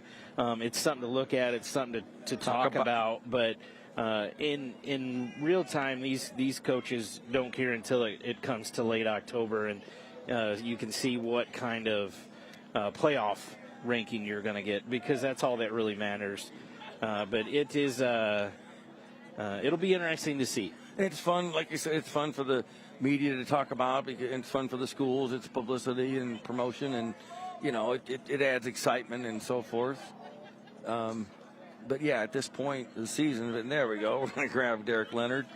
What a night! Rockets haven't been on Showdown in a while, so they were unsure on what to do. He's usually a little hoarse after these games, I'm sure tonight he's going to be pretty worn out, and I know he's probably got some JFL to go watch tomorrow morning with his youngest. So here we go. We're going to throw it down to Spencer Davis, and here we go. Spencer, take it away. Yeah, thanks, guys. Standing by with Coach Leonard and Caden Stout. You're the player of the game. Congratulations. First, Coach, start with you. You guys were down at the half. Obviously, a huge win here on the road. Talk to me about that. Yeah, it's a big win, man. And they were in the state championship game. I said on the road, and again with a young team, I was just so happy for our guys and everybody, man. And in the second half it was much better. Defensively played great, but we got to play better football. But give them credit. Coach Etherton does a good job. They were physical. They got after us early on, and but I give our kids credit. Caden, you got banged up earlier on in the game. You came back out and obviously scored the touchdown that sealed it up for you. What goes through your head throughout a game like that? It's just, I think we just got to keep pushing forward. I mean, we all get bumps and bruises. We all slow down. We lose momentum, but we just got to keep pushing forward. It was a rough first half for us. We had small mistakes, but we just got to keep working, and it was a good way to close it out. I'm proud of these boys. All right, well, one more thing for you guys before you hit the road. There you go. Enjoy the win. The Rochester Rockets get the CEFCU Friday Night Showdown Champions Trophy. Congratulations, 28-24 victory. And Caden Stout, the player of the game. So, Adam, in 2 weeks, we'll take a break next week because of the NASCAR Xfinity Series race. 2 weeks, CEFCU Friday Night Showdown, presented by Bob Ridings. Family of Dealerships brings you week 4. We'll be in Springfield as the Sacred Heart Griffin Cyclones take on the Quincy Notre Dame Raiders. That's in 2 weeks, Friday, September 19th, right here on CW 23. Thank you for watching and listening and checking it out. Thanks to the crew. Adam, it's been a lot of fun, and we'll see you in 2 weeks. Yeah, couldn't have asked for 2 better ball games to start off the year with Friday Night Showdown. Excited to get back in week 4. Thanks to the great men and women bringing all the stats and pictures and everything tonight. What a night. What a night. Great game. Love high school football. I think that's